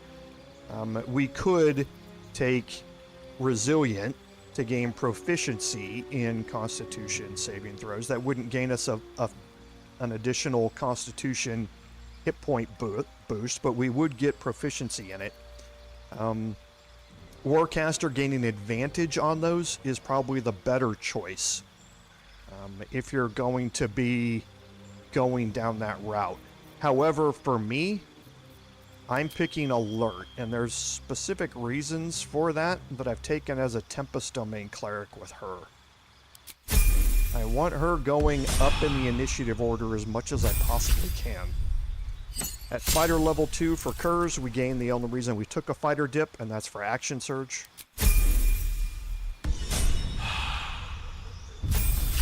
And then last for Wyll. So for Wyll, our fighter, when we level it up to 4, was simply to get the feat. We don't need an extra attack from Wyll. So taking an additional level into Warlock here for him is going to get him some other options, and that being the various packs that I have available to us. None of these are incredibly useful. Vicious Mockery can be nice to be able to impose disadvantage on a target. Pact of the Chain would allow me to summon Quasits, which can turn invisible. And an invisible attack, or an attack from an invisible Quasit, is going to almost always trigger a surprise round. And that can be very, very useful for us, because then we can use the Quasit to trigger a surprise round, bring all of our people in on that surprise round, and then be ready for the next round after that as well. So I think we're going to go with Pact of the Chain here. As far as my spells, there's not a whole lot that I need. Misty Step is very nice to have. And as far as change outs, I don't think there's anything that I want to change.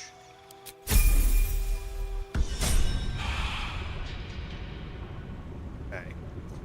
So I think that's it. So let's head back and take a long rest, and we're going to have a conversation here.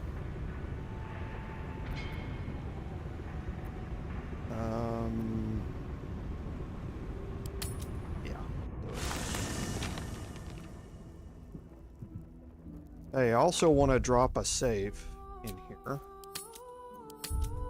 Things can get a little bit weird going through this.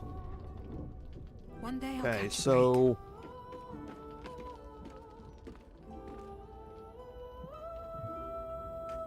let's go see if we have any long rest to take. Actually, the conversation on this one's going to be different. Traveling with company, if you ignore all the less pleasant aspects. Yeah, the conversation we need to have is somewhere else. Yes? I have something to ask. I received a dispatch from the Grove. Life carries on there in our absence, just as nature intended. My chosen successor, Francesca, has proven to be a wise choice. Perhaps the wisest I ever made as Archdruid.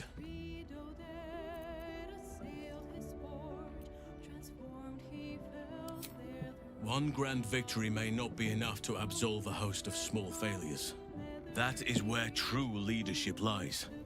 Not in winning a single vast battle, but in fighting 1,000 smaller ones. Making 10,000 difficult decisions. Finding balance where none seems possible. Day after day. I was all too eager to surrender my responsibilities towards the Grove. Perhaps I was never meant to be Archdruid, to be a leader. Still, though, I cannot help but wonder if there was more I could have done. Perhaps, Oak Father willing, I may yet have the chance someday. Forgive me. The Shadow Curse occupied me so entirely and for so long, I almost missed the purpose it gave me.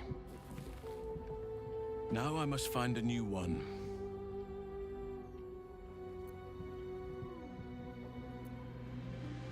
I have. He speaks to me during my nightly meditations. He is well, and Oliver also. At times they are one, and at others they divide. Easier for playing, perhaps. And the land thrives also. I doubt you would recognize it. Perhaps one day, you and I can both return and see it for ourselves. The city, you mean? With all its noise, smoke, stone, and bustle? I would not be here given the choice, but I promised you my support, and that is what you shall have. Still, though, this place crawls with life, but little of it flourishes. I see refugees unhoused, the destitute unwanted, orphans unloved. The city is like a forest with an overgrown canopy. Light and nourishment cannot penetrate to those who need it the most, and still it draws them in. The safety of numbers, the promise of civilization, the dream of better. All that potential is too often destined to die in the dark and rot in the gutter. I wish there was a better way. I wish everyone could see the sun, have a full belly, and know nature as a friend. There is a balance that is yet to be found. Listen to me, preaching like an initiate in his cups.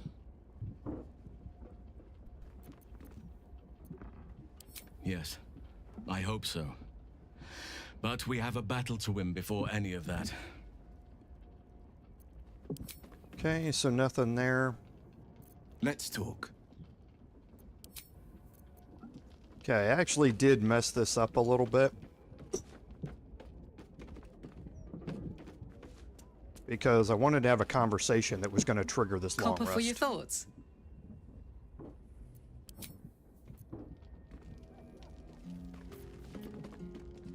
Go ahead. I'm listening.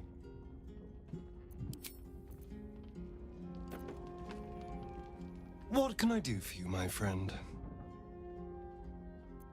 Okay, so nothing else here.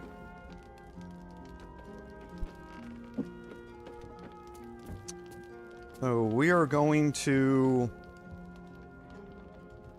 drop Shadowheart out of this.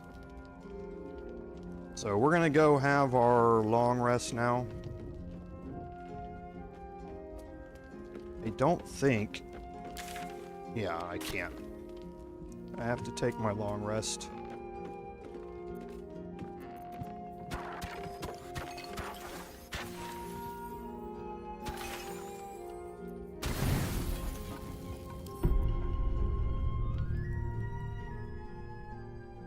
You sleep, but the wicked don't.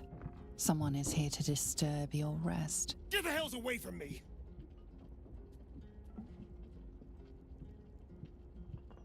Peace, brother. We're here to take you home. The Master needs all 7 of us for the ceremony. Come with us and be reborn. We'll live again.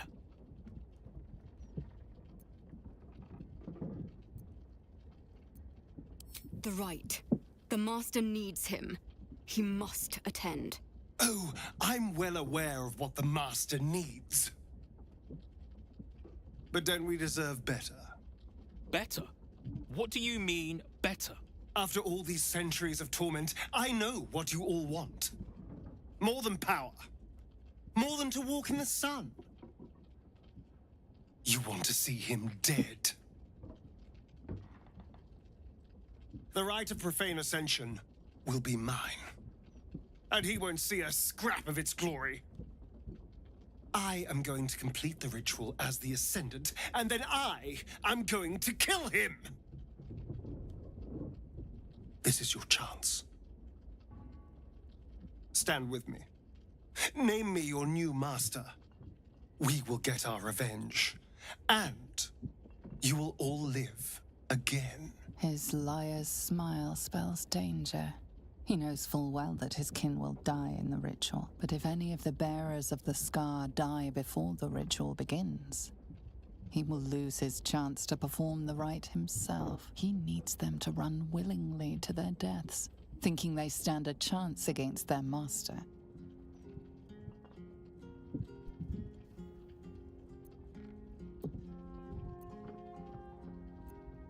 Okay, I'm going to go the deception option here.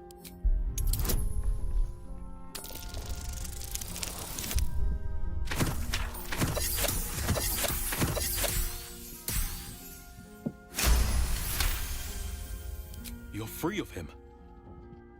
Petros was right. You've changed. Maybe you could complete the ritual. Maybe you could free us. Perhaps we can get back at Cazador and finish the ritual. The 7 can unite and...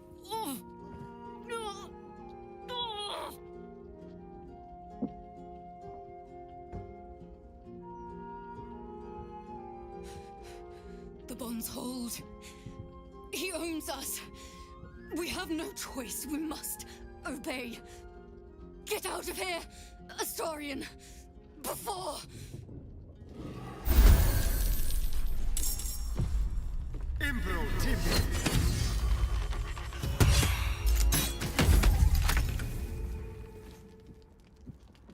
Okay, I actually didn't expect this. Here.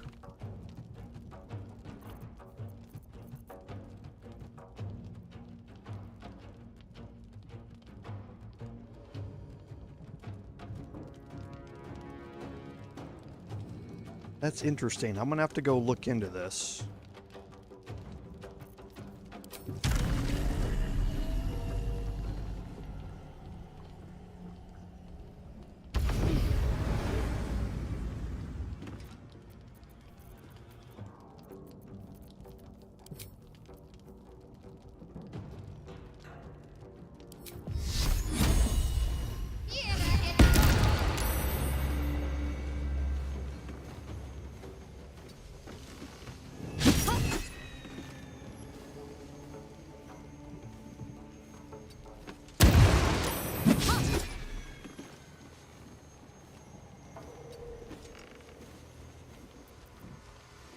No choice but to keep going.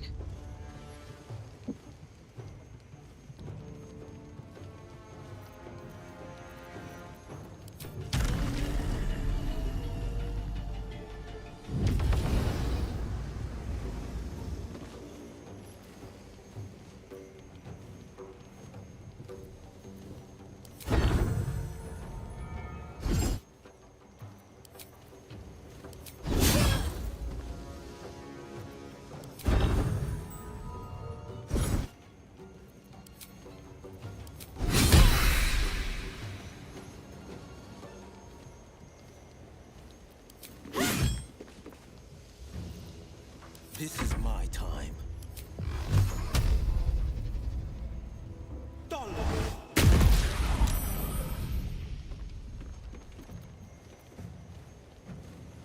Time to push my luck again.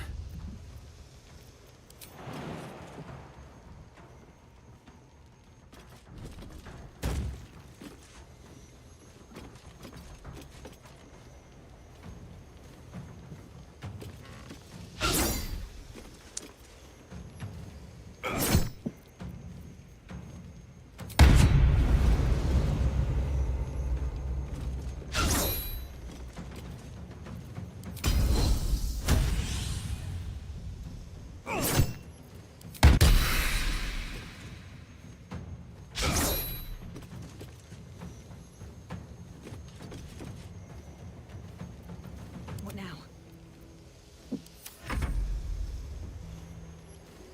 Don't waste a step.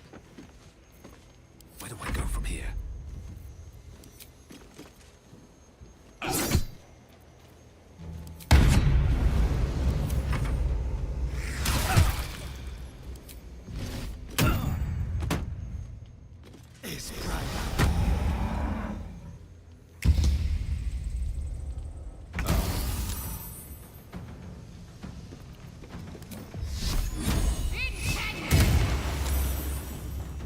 Sometimes the only way out is through.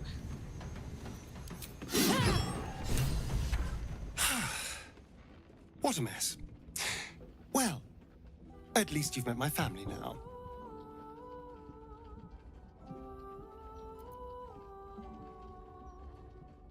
He wouldn't throw away centuries of planning on a scrap like this. They were pulled back just in time. He will be furious. And he'll be even more furious when I get to that crypt and stop him. For what it's worth, thank you. No matter what happens down there, you helped me stand up against him.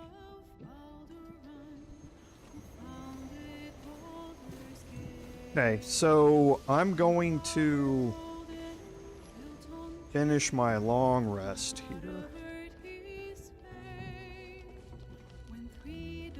Cursed to put my hands on everything.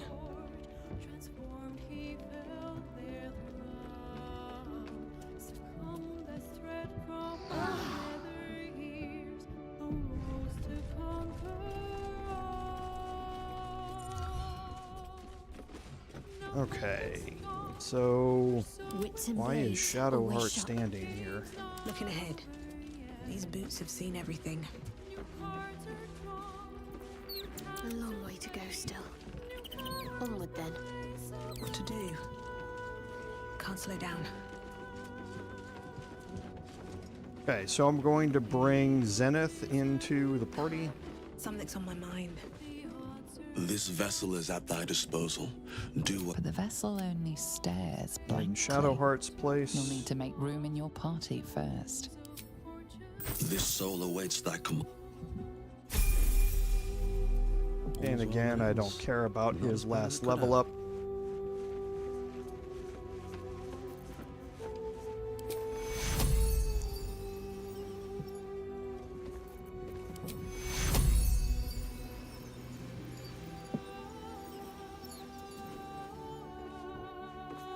Alright, what now? With haste. Defender of the people. Best foot forward. On my way.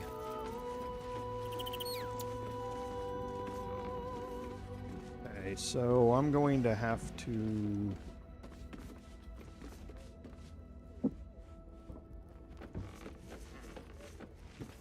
At least things have stayed interesting. Should mind my step. Should mind my step. Have a lot on my mind. Mayor. Well, in it. No one back home will ever believe this.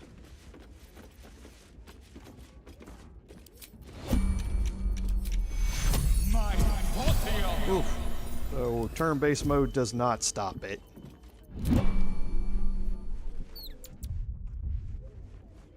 But I think that got everybody. No one back home will ever believe this. Those vampire spawn came for Astarion, didn't they? Lucky for him that we were here to fight them off. It seems like you have ample company. Lead the way, then.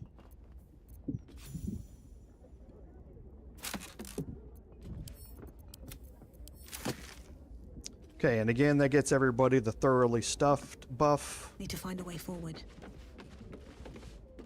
And now we can leave camp.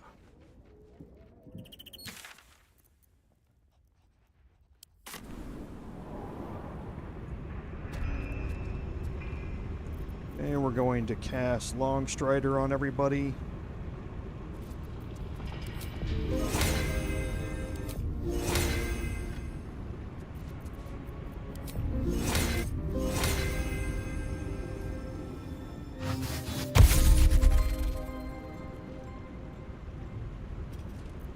We're going to have Shadowheart use the Drake Throat Glaive. Make sure that Kerz has that on his back. He does.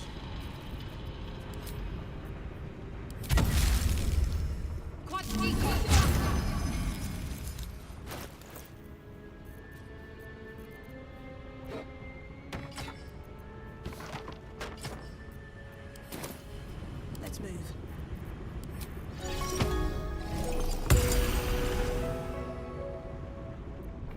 Okay. Despite everything. So now we are ready. The pride of the gate. He's got favorable beginnings. He does.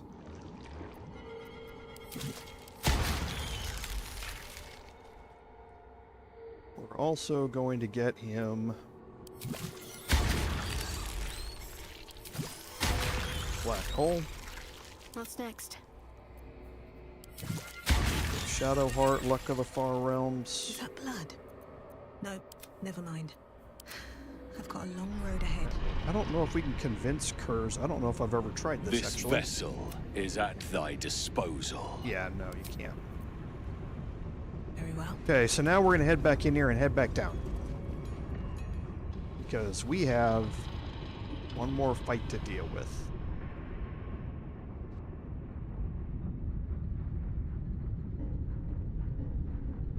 And before I do that, I need to check.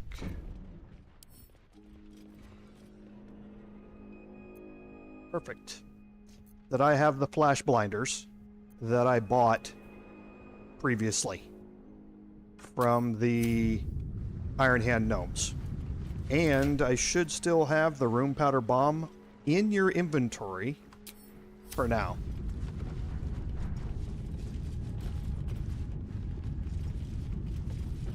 I'll give it a shot.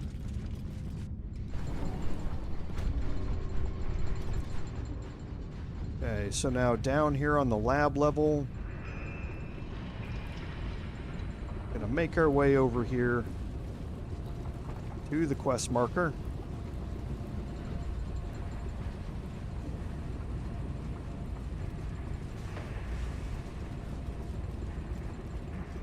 There's a note here. It says, "Do not open." Okay, do not open this door without my key. The entire operation relies on you following this simple rule.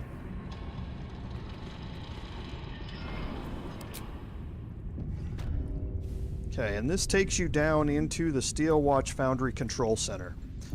Now down in here, you're going to see more of these brain jars, but these you can interact with. A parasite stirs within the pickled brain, twitching. As your mind connects, you feel yourself become strong, powerful, metal. You are a Steel Watcher, charging through the streets in pursuit of a young girl. She is screaming. Okay, so we have a wisdom option. We also have an Illithid wisdom option here.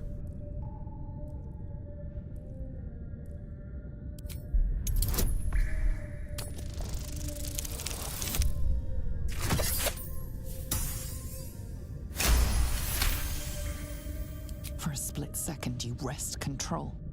The Steel Watcher's legs lock. It crashes to the ground. The little girl disappears down an alley. Safe for now. Okay. And sharp as ever. You can see we've got 2 more on this side and 3 more on this side. What have we here? Your mind whirls as the brain, swimming with parasitic juices, connects with yours. With a jerk, your mind is transported. You look down, your body of pure steel and power whirring. A dwarf cowers before you. Please, Mr. Steel Watcher, sir. I'll never steal again, I swear it on my mum's life. Just let me go.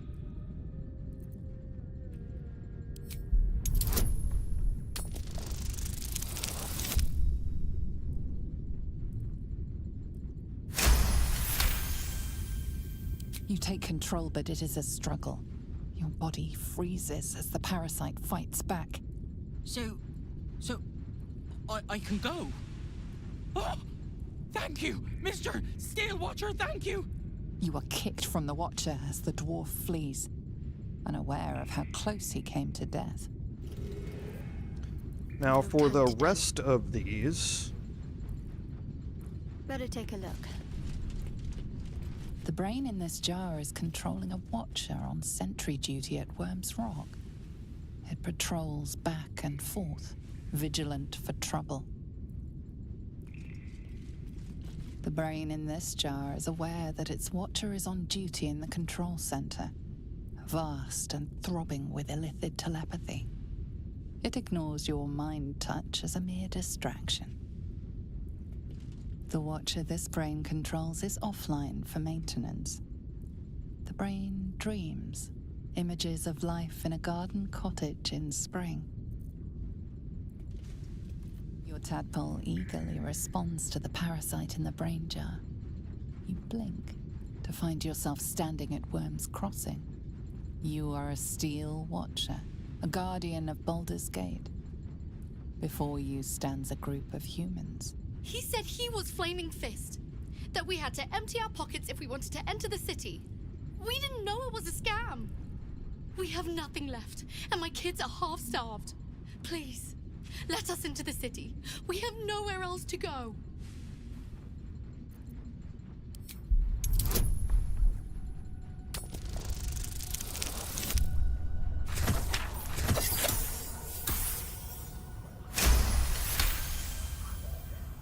Your gears whine in protest, but you force your body to one side, gesturing for the family to enter the city. Thank you, Sarah. Oh, come on, kids. Grab your bags. Hurry. You are kicked from the Watcher's brain. The family runs into Baldur's Gate, unnoticed by the parasite. Okay, so you can now see that the brain jars are actually what's controlling the Steel Watchers.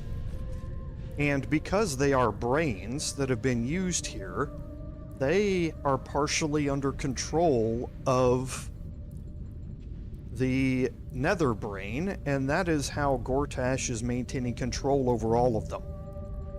This is why you do not want to kill Gortash before you finish disabling the Steel Watch, because then the Nether Brain is going to have complete control over the Steel Watchers, and that means things can get bad throughout the city. So completing this quest, this is the order that I always do it in, just to avoid that the possibility, the eventuality of that in all respects. So, but I'm also, now that I've stopped those Watchers, I'm also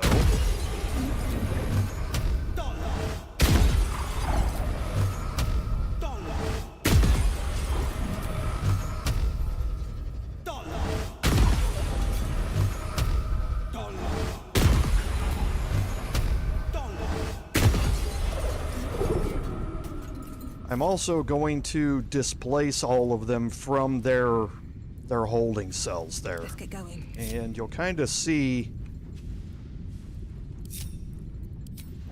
what happens with that here in a second. So here, over in the corner, what's hiding here? We have Lulu Forza.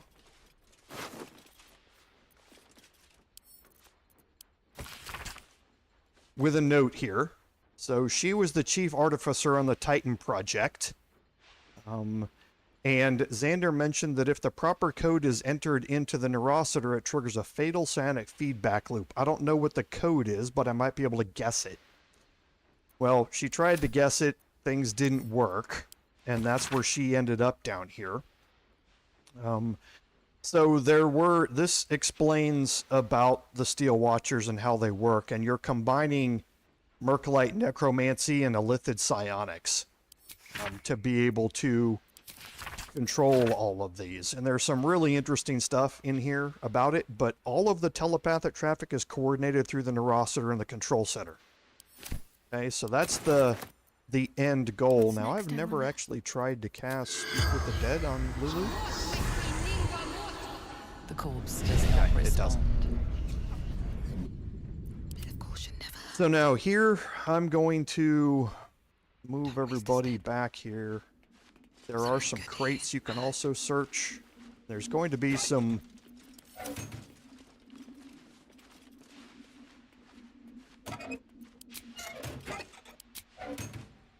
precautions that we want to take when we're making our way in here. So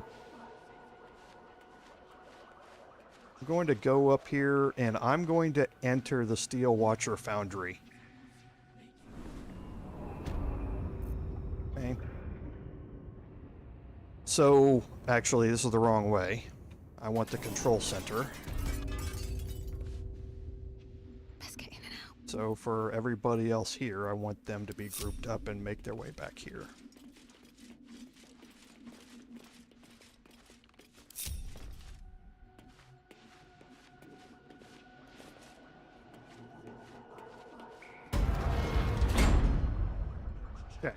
So here you can kind of get a little lay of the land here on how the control center is laid out. You have these elevated areas on stairs on either side here.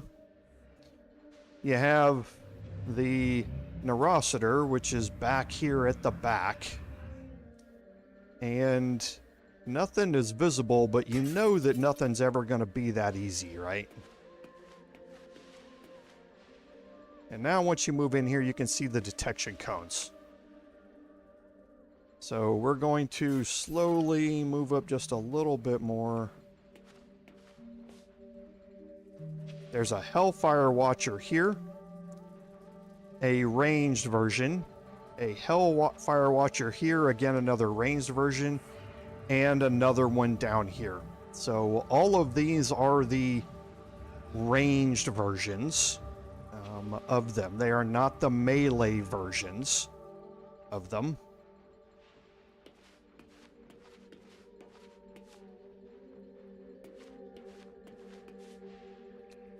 Okay, and we are going to intentionally start this off. Now, we want to end up having our fight right around in this area here. And there's a reason for that. So I'm going to start this off. They're going to try and ranged attack me.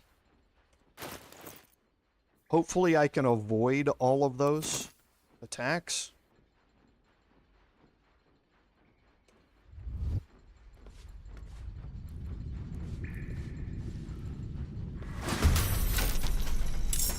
Because as soon as you get into combat,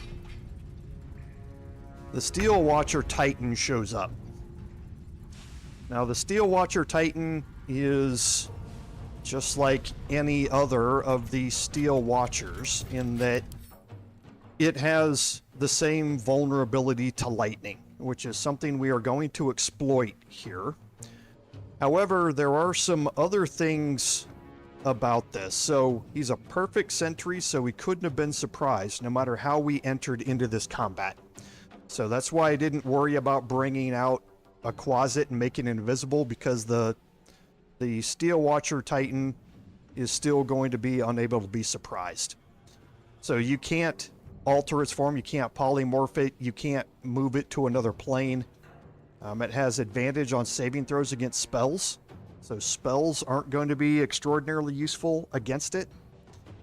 And it can do a multi-attack against anything that is prone, restrained, or maimed. And remember, the Steel Watchers love to do that. With the melee versions, will knock you prone and or maim you. So then he can do a multi-attack when he does it. And he hits really, really hard. Okay, the other Steel Watchers out here are just the regular ones that we're used to. They do have fail-safe protocol, which is important to remember, but they are also vulnerable to lightning. Right? So now in this area here, again, we want to start thinking about how we're going to handle this fight. The obvious main thing we want to focus on is the Steel Watcher Titan. All right, so we're going to do a couple of things here, and the first is that we are going to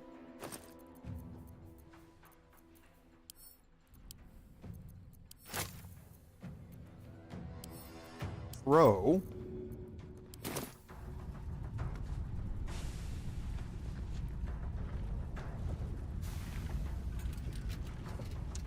a Flash Blinder here, and I believe we can get both of these. We can. Villains, take heed. Okay. Recovery is imminent. So in that case, it's got blindness for 10 turns, and it's malfunctioning for 2 turns. So it's stunned for 2 complete turns. It also, once it comes back, has disadvantage on attack rolls, and all attack rolls against it have advantage. Okay, so the Hellfire Watcher back here is malfunctioning. It's saved against the blindness. Now the thing about that, when you make them blind, the detection cones go away. Strength in silence. So I'm going to bring Wyll in here.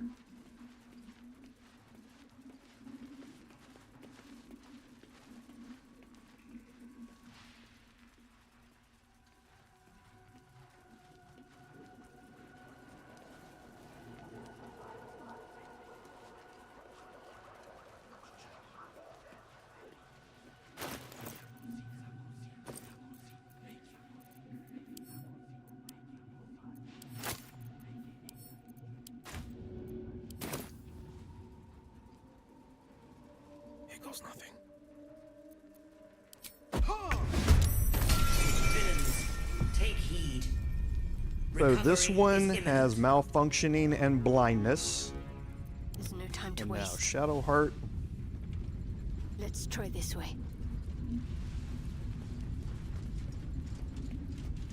Unseen. Oh, somehow she was not in hiding.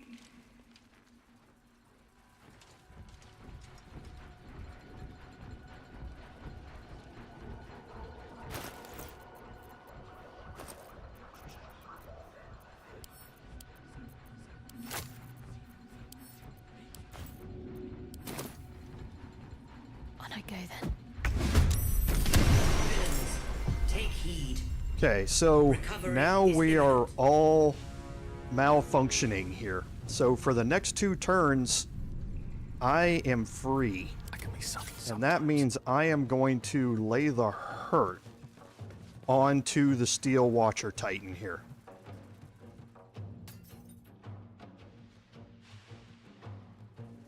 Have to keep going. Hey, and welcome. Thanks for being here. I appreciate it. Good to see you.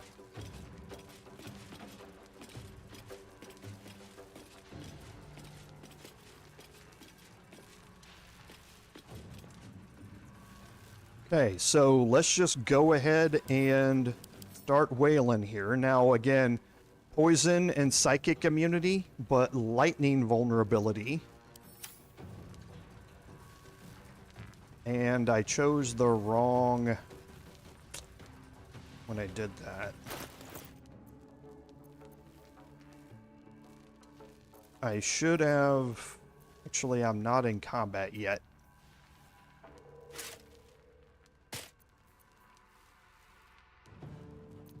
Because I'm going to have advantage on all these attacks, so let's start throwing damage riders here. And I put the wrong... I should have put lightning instead of cold here.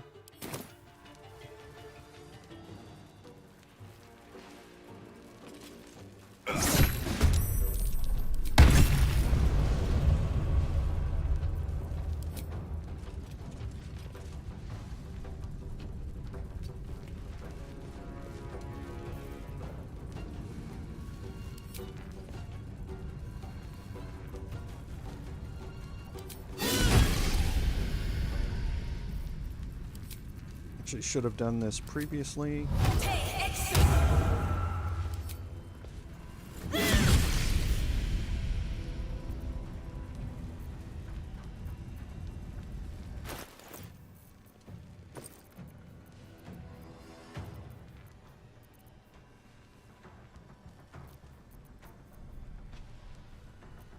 Okay.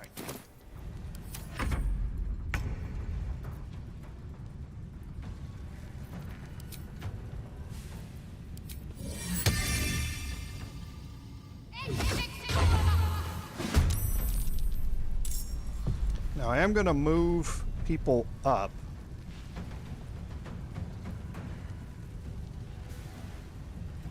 Got to press on.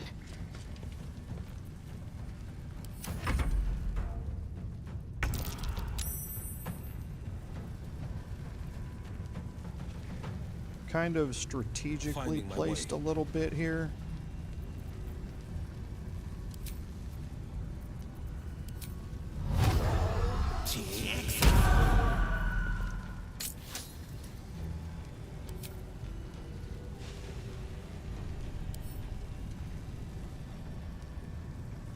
Oh, yeah, I don't have my bonus action. Survival is all that matters. Okay, so I'm going to continue Kerz.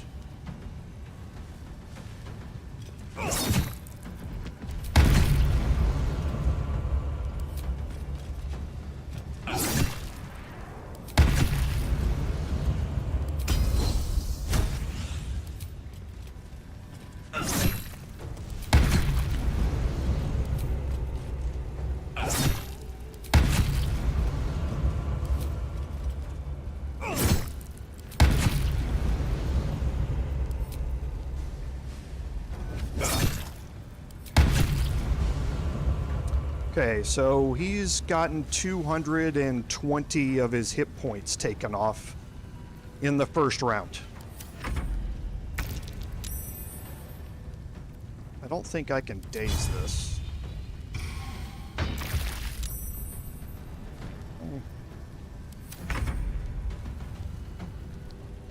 And now, second turn, and again, he is still not able to attack us for one more turn. Now, what's going to happen, I need to kind of plan for this, right? Because the next turn, all of the Steel Watchers are going to become active again. Okay?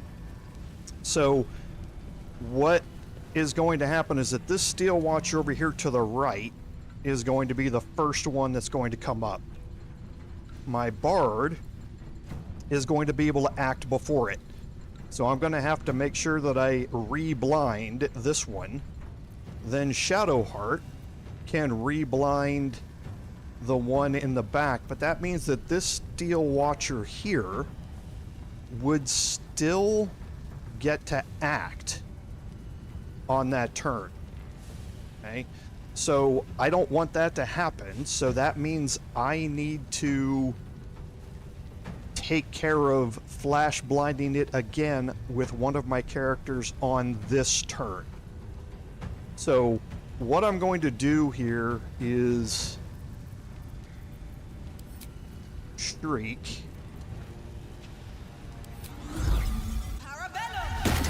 To be able to add in thunder damage on this.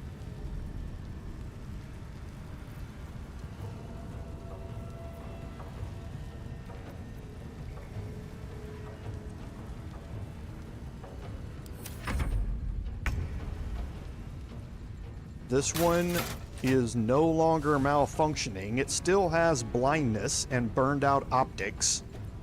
So it's going to have disadvantage on all of its attack rolls, and because its optics are burned out, it's going to get a 1d6 penalty on that as well, so it's probably not going to be able to hit us hardly at all. But we don't, again, we don't want to mess around with that. Okay, so now I'm going to bring out Call Lightning. I'm going to upcast this to level 6.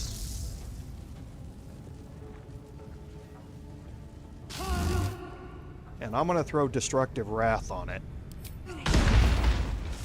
And we'll just end that for what it is. Okay. So, Destructive Wrath means you're going to roll maximum damage.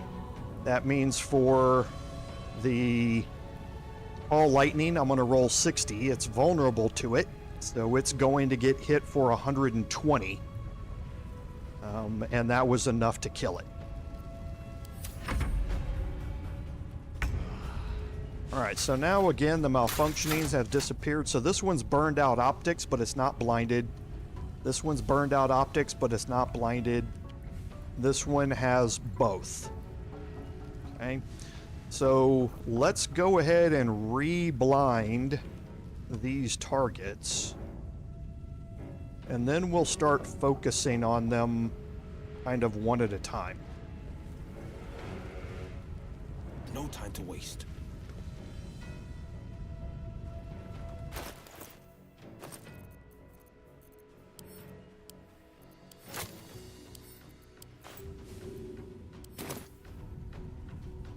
A bright idea. Villains, take heed. Recovery Okay, so is it's imminent. malfunctioning for 2 more turns now, which is exactly what we wanted. I can reapply Hex on this one, so I'm going to go after this one first. Then I'm going to Quicken Spell. Oh, I don't have my bonus action again. Still breathing, despite everything.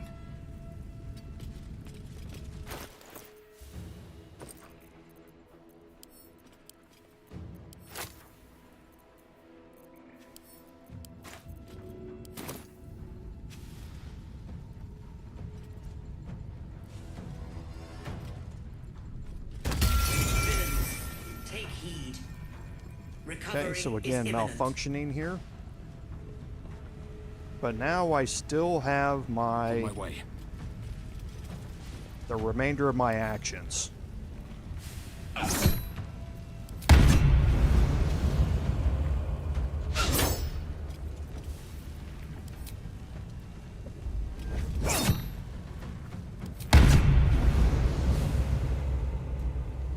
I'm gonna move back.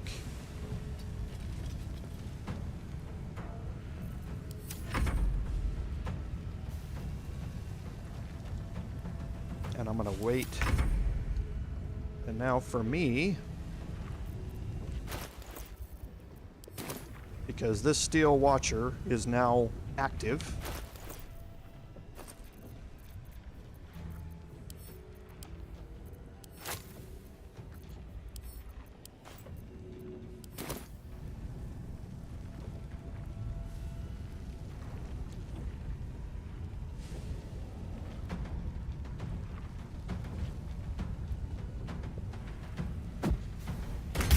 Villains, take heed.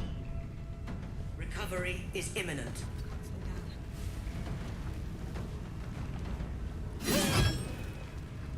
Oops. Keep forgetting about my damage riders here.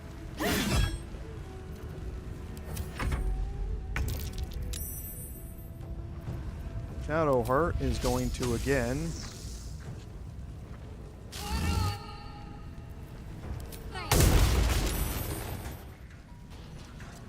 fall down 120 hit points worth.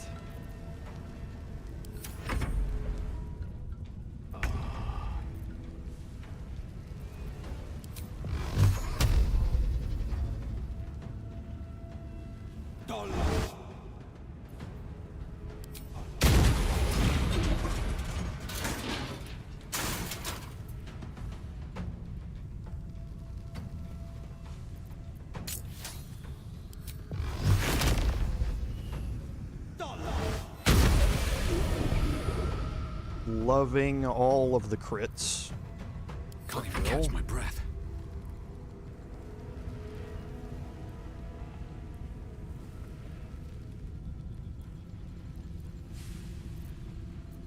So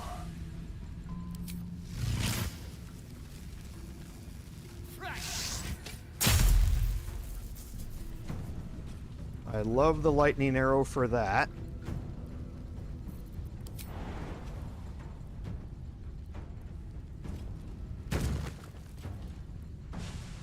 One day I'll catch a break.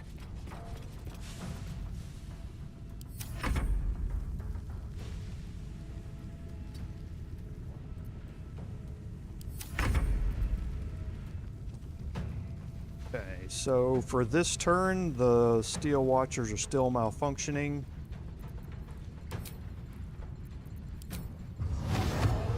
Good idea.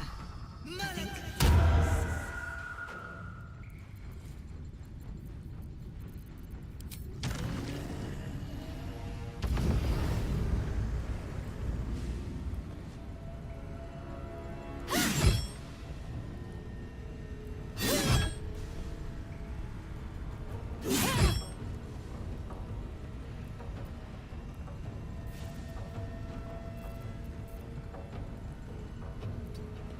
I'm gonna move back just a little bit here.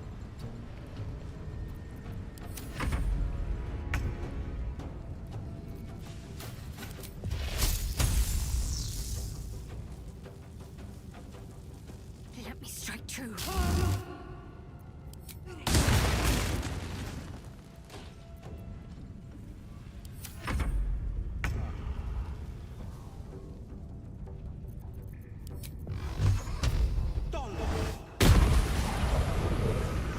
Perfect. Where do I go from here? That would be bad.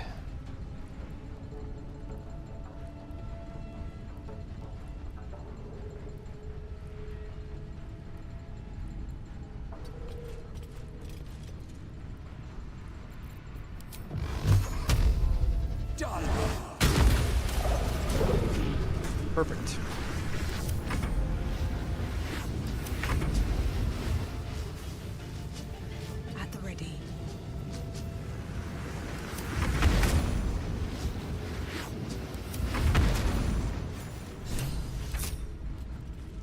So you can see how the flash blinders trivialize that fight. The flash blinders are something that you really need to invest in. That's why I get 3 per character when I buy them from the Iron Hand gnomes.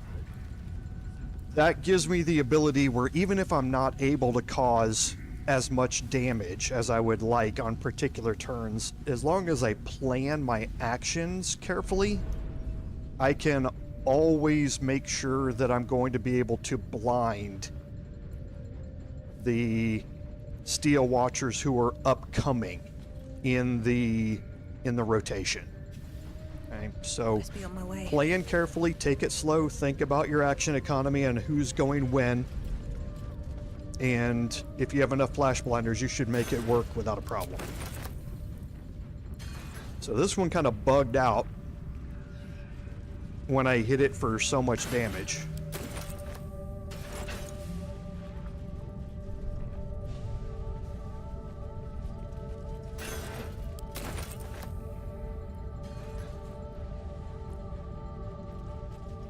Okay, so over here on the table, okay, you don't need Baneite guards anymore. They just put the Titan down here as a guard. They probably should have left some Baneites down here because they wouldn't have been susceptible to the flash blinding nearly as bad. This is just an explanation of the fact that the brains and the Steel Watchers are actually alive, and you learn more about the fact that Anything of use? these are brains given from humans that have been taken over by, that were taken over by Balthazar, that have now been turned into the Steel Watchers.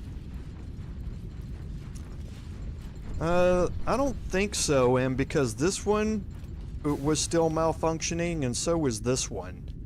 I think what actually happened was I killed him with the Call Lightning.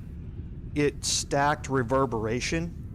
That Reverberation knocked him backwards and knocked him prone. And when he stood up, that standing up was his coded action as opposed to using his detonation protocol. That's purely my guess, but I think that's what happened during that. So, this is... No, that's perfectly fine. That's perfectly fine. Like I say, it bugged out one way or another, so no biggie. A drow recruit brought this curious object in from the Underdark. I have no idea, but it's clearly a... Okay. I actually don't know what this does.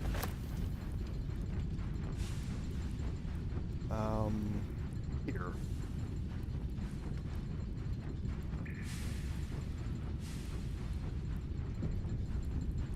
This head belonged to the automaton you encountered in the Underdark. Oh, it's How Bernard. Did it come to be here?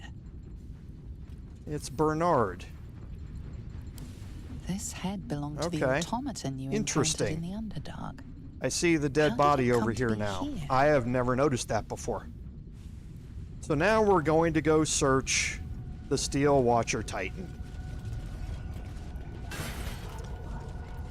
The proverbial Infernal Iron and Gaunter Mail. So Gaunter Mail is one of the best ranged weapons in the game for a couple of things. One, it can possibly inflict Guiding Bolt on the target, which makes it easier for somebody to hit it on their next attack. They're going to have advantage on that attack, which can be nice. It has glowing, so it does emit glowing light in a radius of 6 meters. It is a +3 bow, but the things that really make Gaunter Mail impressive is Celestial Haste. This allows you to cast Haste. It lasts for 5 turns, and at the end of it, you do not become lethargic. Celestial Haste is, and that's why it's only half of the 10-turn haste that you can normally use, is because otherwise it'd be a little bit too OP without having the lethargy happen at the end of it. So you won't miss a turn here with this Celestial Haste when you use it. It's once per long rest, and it is concentration. That's important to remember, because I tend to mess that up. I tend to mess up my concentration spells and tend to get rid of it because I'm trying to cast darkness or something else in its place. The other thing that goes along with it is you have a weapon action, and that is a Bolt of Celestial Light. So you can frighten your target for 2 turns with a ranged attack. It also deals an additional 1d4 radiant damage. Now, this is a little weird in that the tooltip has never matched this, because it says ranged weapon attacks after you attack with this.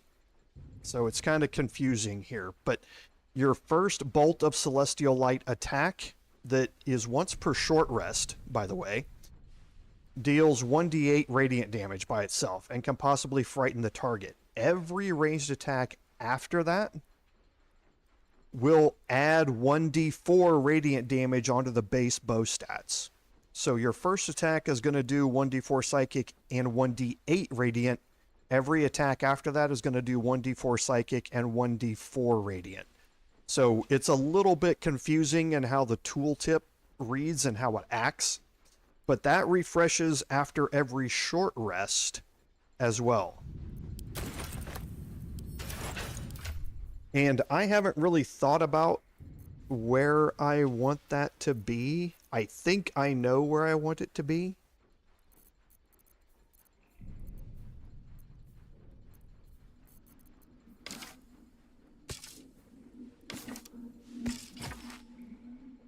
Okay. But it is one of the... there's really a conversation between the 2 bows that I have here. The Gaunter Mail, the Titan String Bow, and the Deadshot, as to which is the quote-unquote best in slot. In my opinion, there isn't really one. Each one of them has a usage. And for a crit hit build, the Deadshot is great, even though Will's never going to shoot this bow. That is what's allowing him to crit on 16s, 16, 17, 18, 19, and 20s. So it's very useful for him. The Titan String Bow, which you will see showcased more coming up in our Honor Mode playthrough, is going to have a very specific usage for a high strength-based character, which is very, very useful. And then the Gaunter Mail, again, for the Celestial Haste it brings, as well as the weapon action. So I think they all have their place. Now, here is the neural switchboard. And again, remember, we have the Rune Powder Bomb in Shadowheart's inventory. Keep that in mind. What do we have here? The Neurosita awaits your input.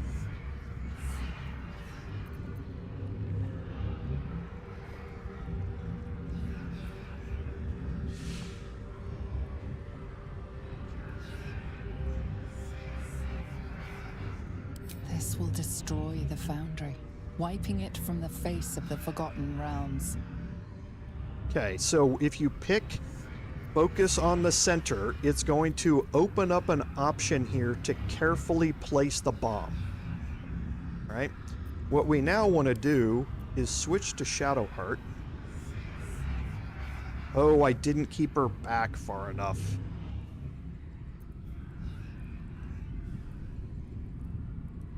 Okay, it doesn't matter. I'm able to swap out of it. I'm going to take the Rune Powder Bomb here out of Shadowheart's inventory. She's the one that's active because she has it in her inventory. So I'm going to right-click on this and send it to camp.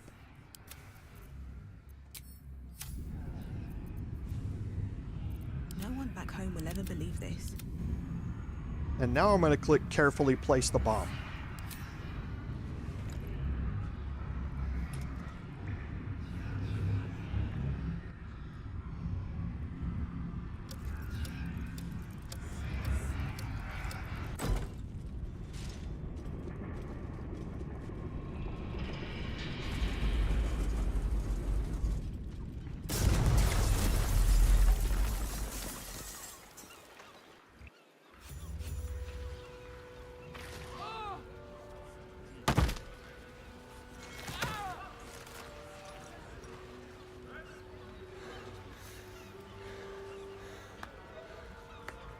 That was a hell of a show, my friend.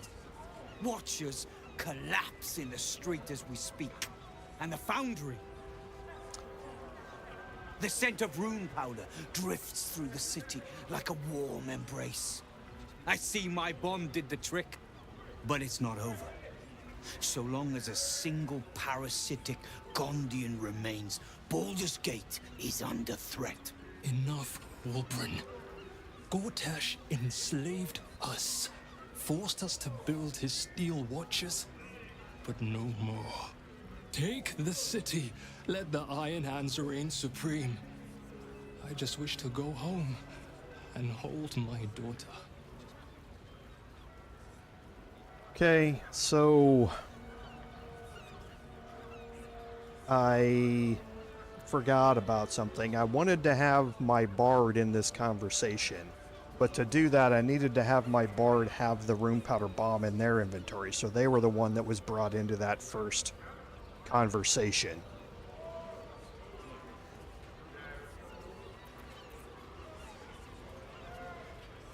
Please. If a Gondian told me the sky was blue, I'd look outside and check. You Gondians will lie, scheme, and torment this city until your dying breaths. Let's end this!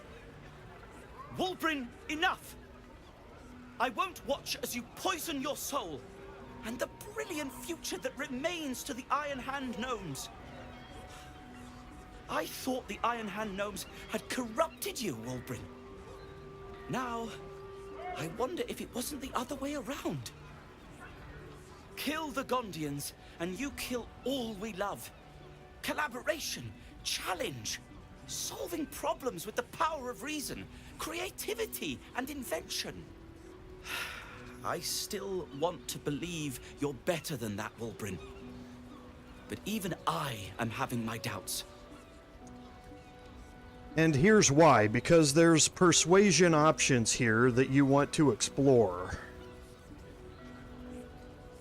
And she's not great at persuasion.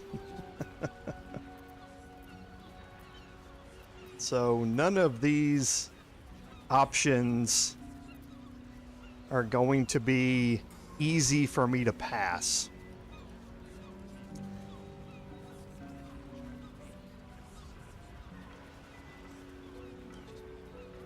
Okay, so the first two here, persuasion, are to persuade Barkus to take over the Ironhand gnomes. This is what I wanted to do.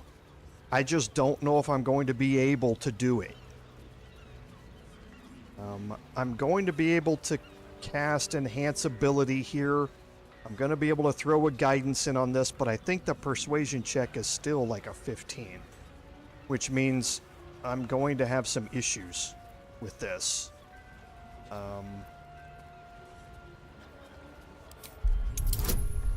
Okay, so it's only a 10. Okay, so I'm going to put guidance on this. I'm going to also throw in advantage on this. Could, again, throw in Bardic Inspiration, which is 1d8. That still allows me, that's a minimum of 2 and a maximum of 12.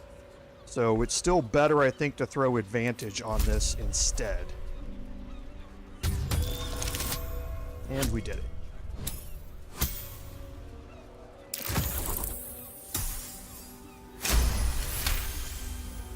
So remember that when you do this. When you interact with it, if you're going to do this in this order, then make sure the rune powder bomb is in the inventory of whoever you want to do the persuasion check, because they will then be drawn into the conversation or the cutscene with the Neurositer and then immediately drawn into this conversation afterward. I say you're right. They deserve a leader who'll encourage them to create, not destroy. They deserve someone like me. I can't save you from yourself, Wulbren. It hurts terribly, but I can't. Toss your values in the bin if you want, but don't throw out the Ironhands with them. This is ridiculous.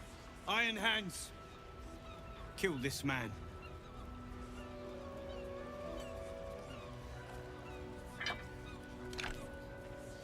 How dare you? Cowards! The Gondians recognize Barkus Root as leader of the Ironhand Gnomes, and look forward to ushering in a new peace between our factions. It is with a heavy heart that I remove Wulbren Bongal from our ranks. You have until first light to leave the city. Wulbren. I expect treachery from all sides, but you, little Barkus, the boy who followed me from the Underdark, who clung to me like moss to stone, when we next meet, my hammer will cleave your skull in two, and that is a promise! Okay, so that ended satisfactorily. We have All right. What now? Barkus we can talk to. Well, here we are. A most unexpected outcome. I take no pleasure in ousting Wulbren. But he's not the old friend I remember. When did he get so angry? So violent? Someone like that cannot lead the Ironhand Gnomes. We need peace. Thank you for your encouragement. I needed it.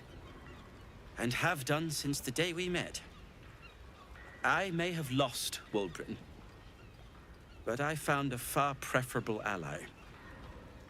Friend, even. Now, myself and the Ironhand Gnomes have much to disentangle. But when you're ready to face what's waiting for you, believe me, we will be at your side. Shoo then, for now, my friend. Hey, and we can talk to Xander. I think it is past time Obelia and I left this city. There is nothing for us here now. And now let's look at our quest journal. Okay, so we disabled the Steel Watch. Every Steel Watcher in the city has now been disabled. Again, that's important for us to know because the fight that we're going to be getting into becomes quite a bit easier if we don't have Steel Watchers involved with it as well. And that's the fight against Gortash. So here, Orin, as we remember, when she visited us in our camp, we destroyed it as Orin instructed.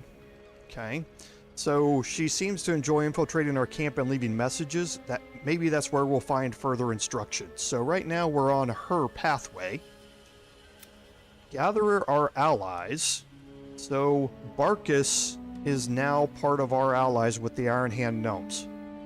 So choosing him to be in charge of the Ironhand Gnomes gets you another ally in your fight. Again, we're going to go do this right now. Grand Duke Ravengard died. We should talk to Mizora. We're going to go do that. After the invasion of our camp, Astarion will again need to face Cazador. That was unplanned but scripted, and I just didn't think about it. Again, talking to Mizora. Again, facing down Cazador, and then we have completed some items here. So avenge the Ironhand Gnomes. Wulbren took over and saved the Gondians. We managed to do that as well. And then Retrieval Melium, of course. So things have worked out fairly well for us. And now remember what I was talking about down here? Now you don't have to fight the 2 Steel Watchers to gain access to the ship down here. Now we are still not going to do that yet. There's something else that's happening down here that, again, I don't want to get sucked into right now. What we are going to do, though, is head back to the Basilisk Gate. Actually, before we do this, I need to go right over here and open up this stupid waypoint, which I kept forgetting. Now we're going to head back to the Basilisk Gate. The reason that we're going to do this is because we need to return to Wyrm's Crossing.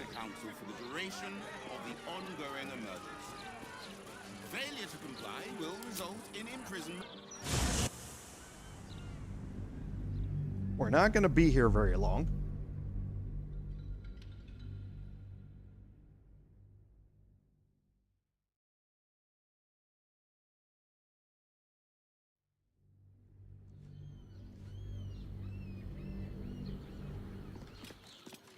Because Mizora is here.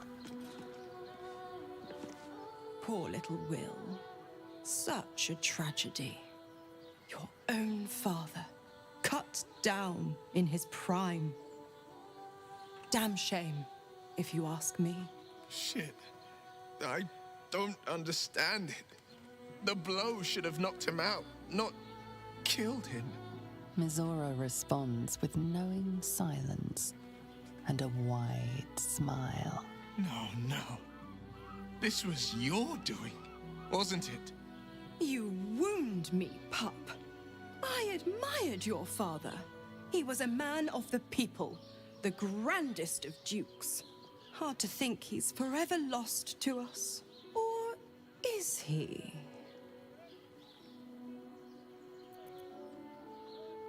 I'm saying that someone stepping off stage doesn't have to mean the end of their story. Meet me in your camp. I've got a devil of a proposal.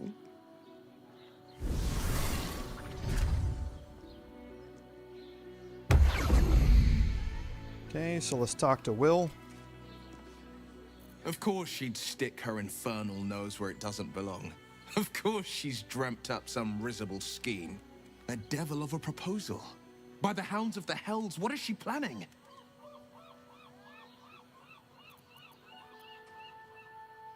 Certainly not. But she's as inevitable as Toril's path around the sun. We'll have answers soon enough. Mizora's gone to camp. We should speak with her. I can already feel her tightening the leash. This might be my last chance to escape it.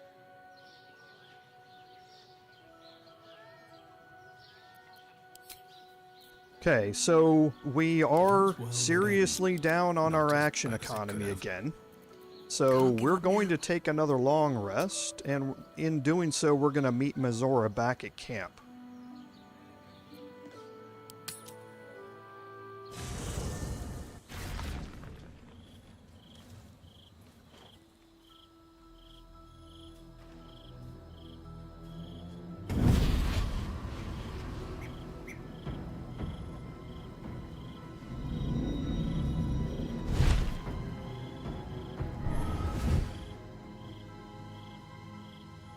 Sorore surge, testis esto pacti me.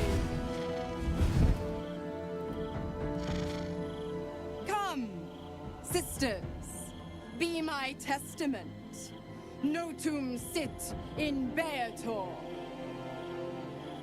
Notum sit in beator. You've heard of such devils. Sisters of justice, adjudicators of diabolical contracts and bargains. Holy hells.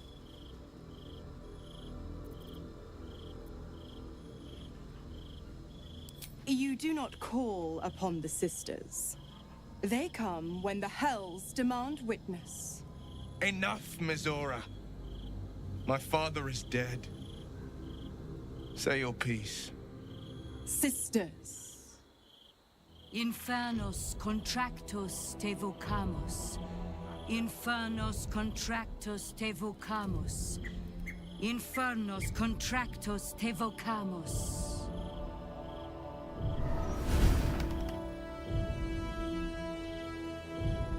Your contract, Wyll. Signed in blood, forged in fire, bound in bone, but not unbreakable.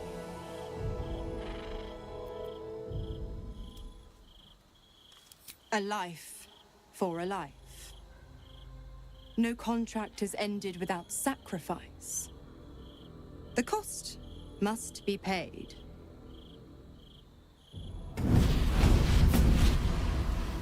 Wyll Ravengard, a choice is before you. Option 1. I raise your father from the dead, and you pledge your soul to me and the Archdevil Zariel in a pact eternal. Option 2. I break your pact, and you are freed from your duty. Your father remains dead, and Baldur's Gate loses its greatest champion. Name your sacrifice. Bloody Zariel! I won't let her take Wyll. Silence, Karlach. Mizora, you asshole! Choose.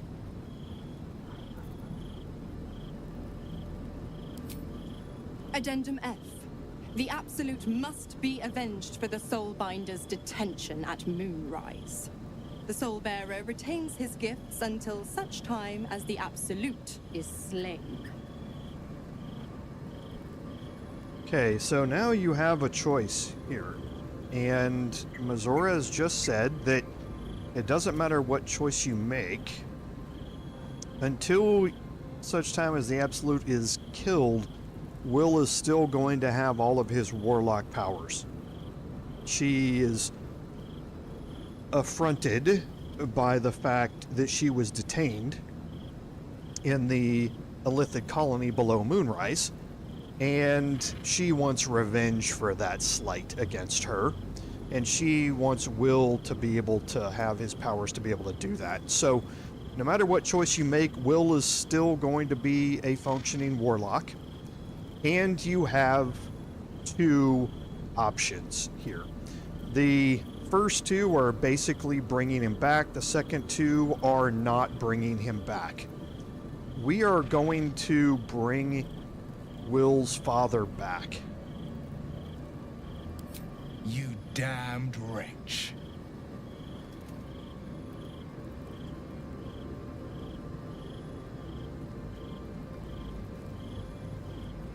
Do it then. Claim my soul for Zariel. Bring my father back. Fiat ita. Fiat ita. Anima ad beator.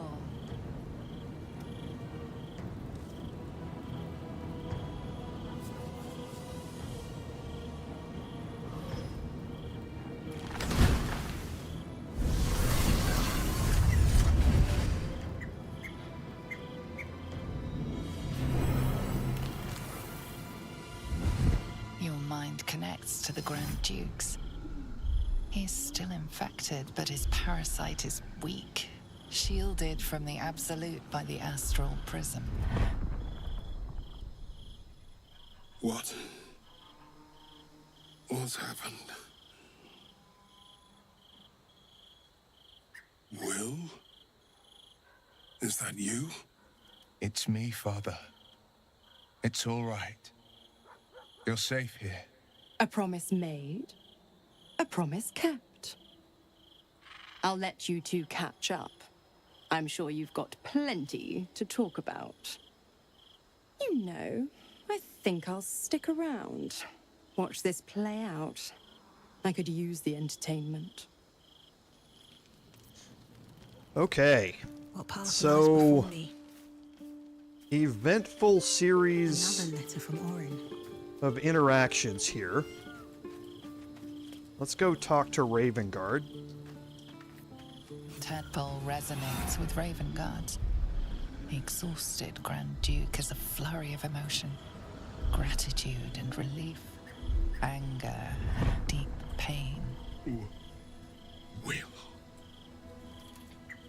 It can't be. By Wulbren's graces, have you fallen so far that a Vernus has taken you? My son, a monster. Twisted beyond recognition. To think my blood flows through those veins. Is this my fate? To rise from death into a hell of my own boy's making? It isn't what you think. It never was. You turned your back on me, on your city, to chase the she-devil and her power. She stinks up the place even now. It is exactly what I think. I'm going to choose this last option here to let Ravengard see the truth. Ravengard's tadpole clenches as your memories and wills flow into him. My tears rooms. I'm in your mind.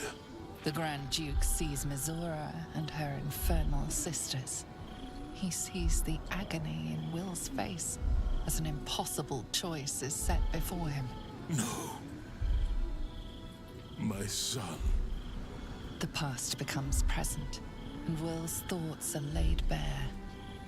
Ravengard sees Wyll partnering with Mizora to defeat Tiamat's cultists before they could lay siege to Baldur's Gate, and he sees everything beyond. The Nautiloid journey, the perilous path to Moonrise, the astral prism, and the Emperor within. Wyll. Everything I did for Baldur's Gate. I did for you.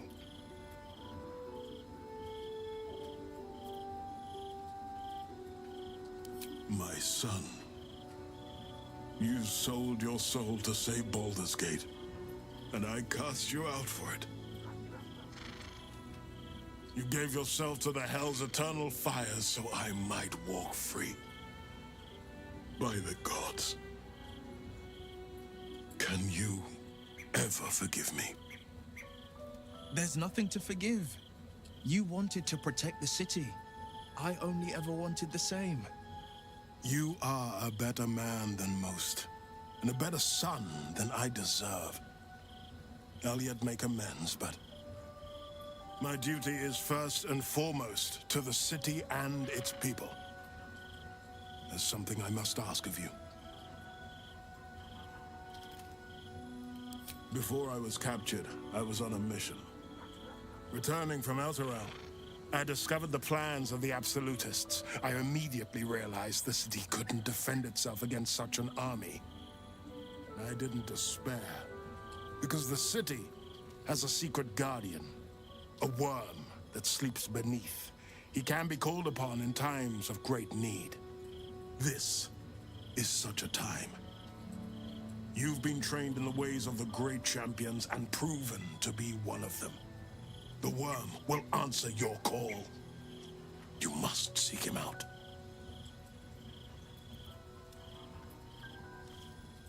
I failed, Father. The Wyrm is fallen. A terrible fate for Ansur, my son. Yet my hopes for the city's future have never been higher. I don't understand. You and your allies slayed the undead terror that was once the great Ansur. You are stronger than even the Great Wyrm. You will be the one to part the storms and lead the people through. You, not Ansur, are the savior we need. First, you will fell the Absolute.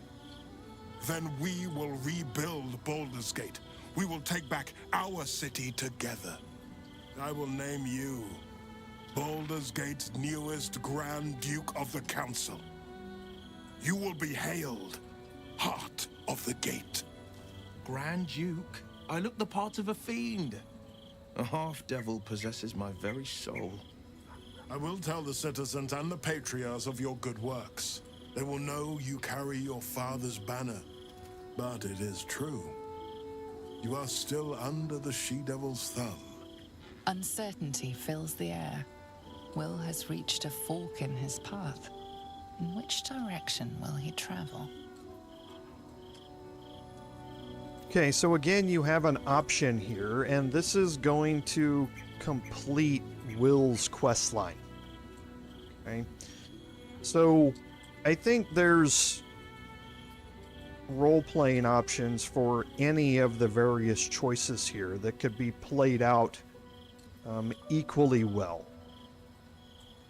And I think the options for any of them are just as good as any of the others. However, this one here, if you read through these, it brings up a very interesting point in that he is still pacted to Mizora, and she could make, exert undue influence on the city because of that. So from a role-playing perspective, it kind of makes sense here. I'm actually going to pick the bottom one here and see where he wants to go. Wyll? I fought to right the wrongs of the coast, to slay the men and monsters that hunt the helpless. It is in the wilds that I find my courage, not in the halls of upper city estates. There will be no Grand Duke Wyll Ravengard, and there will be no Blade of Frontiers. I am now the Blade of Avernus. For as long as demons and devils imperil the Sword Coast, they will be my prey. Then go with my blessing. Be Faerun's great defender. Courage, insight, strategy, justice. Let these be the lights that guide you, my son. Hail, the Blade of Avernus! The Blade of Avernus! A calm settles over you. The Elder Brain is a menace, but with the Blade of Avernus at your side, you know you can triumph. Okay, and let's talk to Wyll. The Blade of Avernus. A new name for a changed man. The four pillars finally rise within me. Courage, insight, strategy, justice. I'm not to abide them, but to become them. But enough reflection for today. I'm of a mind to celebrate. A hearty meal would do the trick. A few hunks of fresh venison, a round of brown ale. What do you say?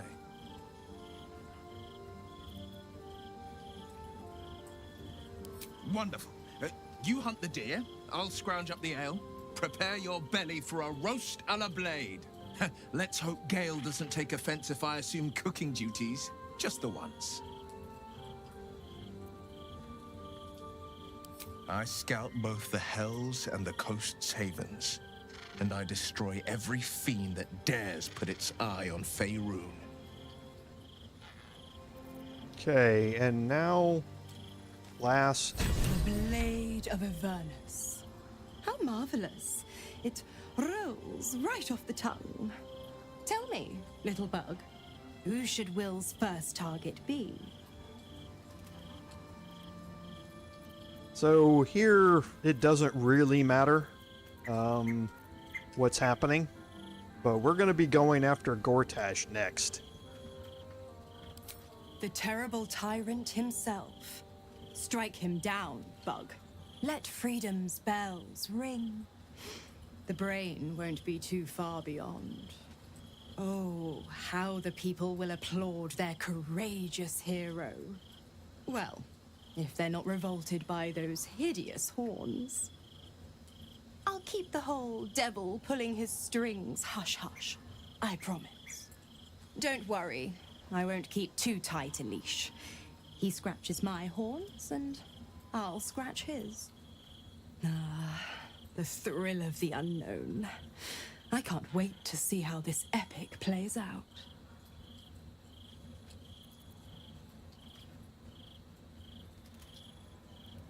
Focus on the Elder Brain. I'd hate to clog that infected head of yours with needless details.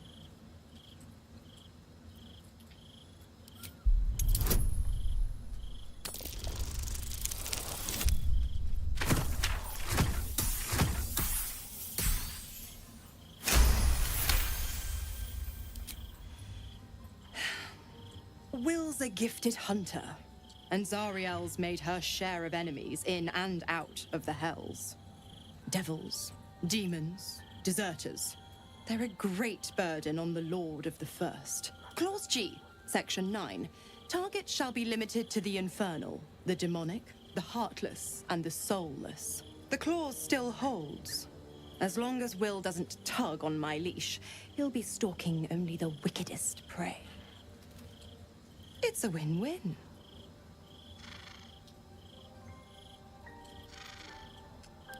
You have the best ideas.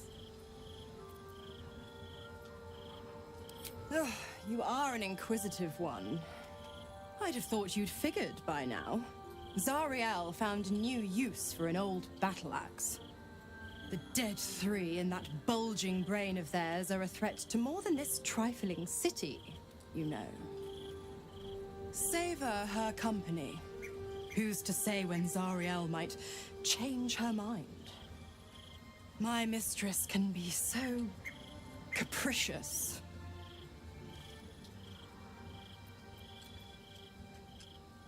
The 9 hells of Beator. Each its own domain, each with its own archdevil to rule it. I call the first hell my home, Avernus.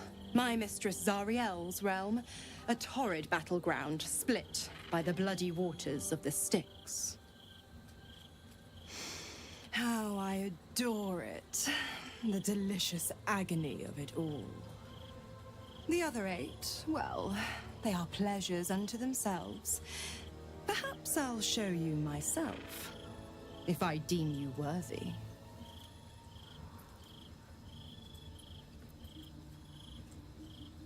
Correct.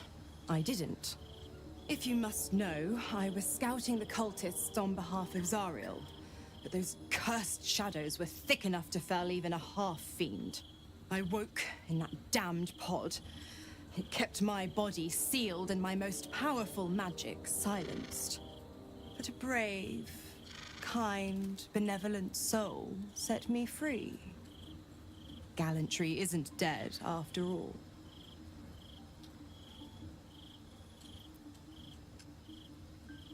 Why? I'm supplying Wyll with every scrap of his infernal power. I've paid my dues many times over. I tell you what, when the time comes to squish that big baddie of a brain, I'll lend you a hand.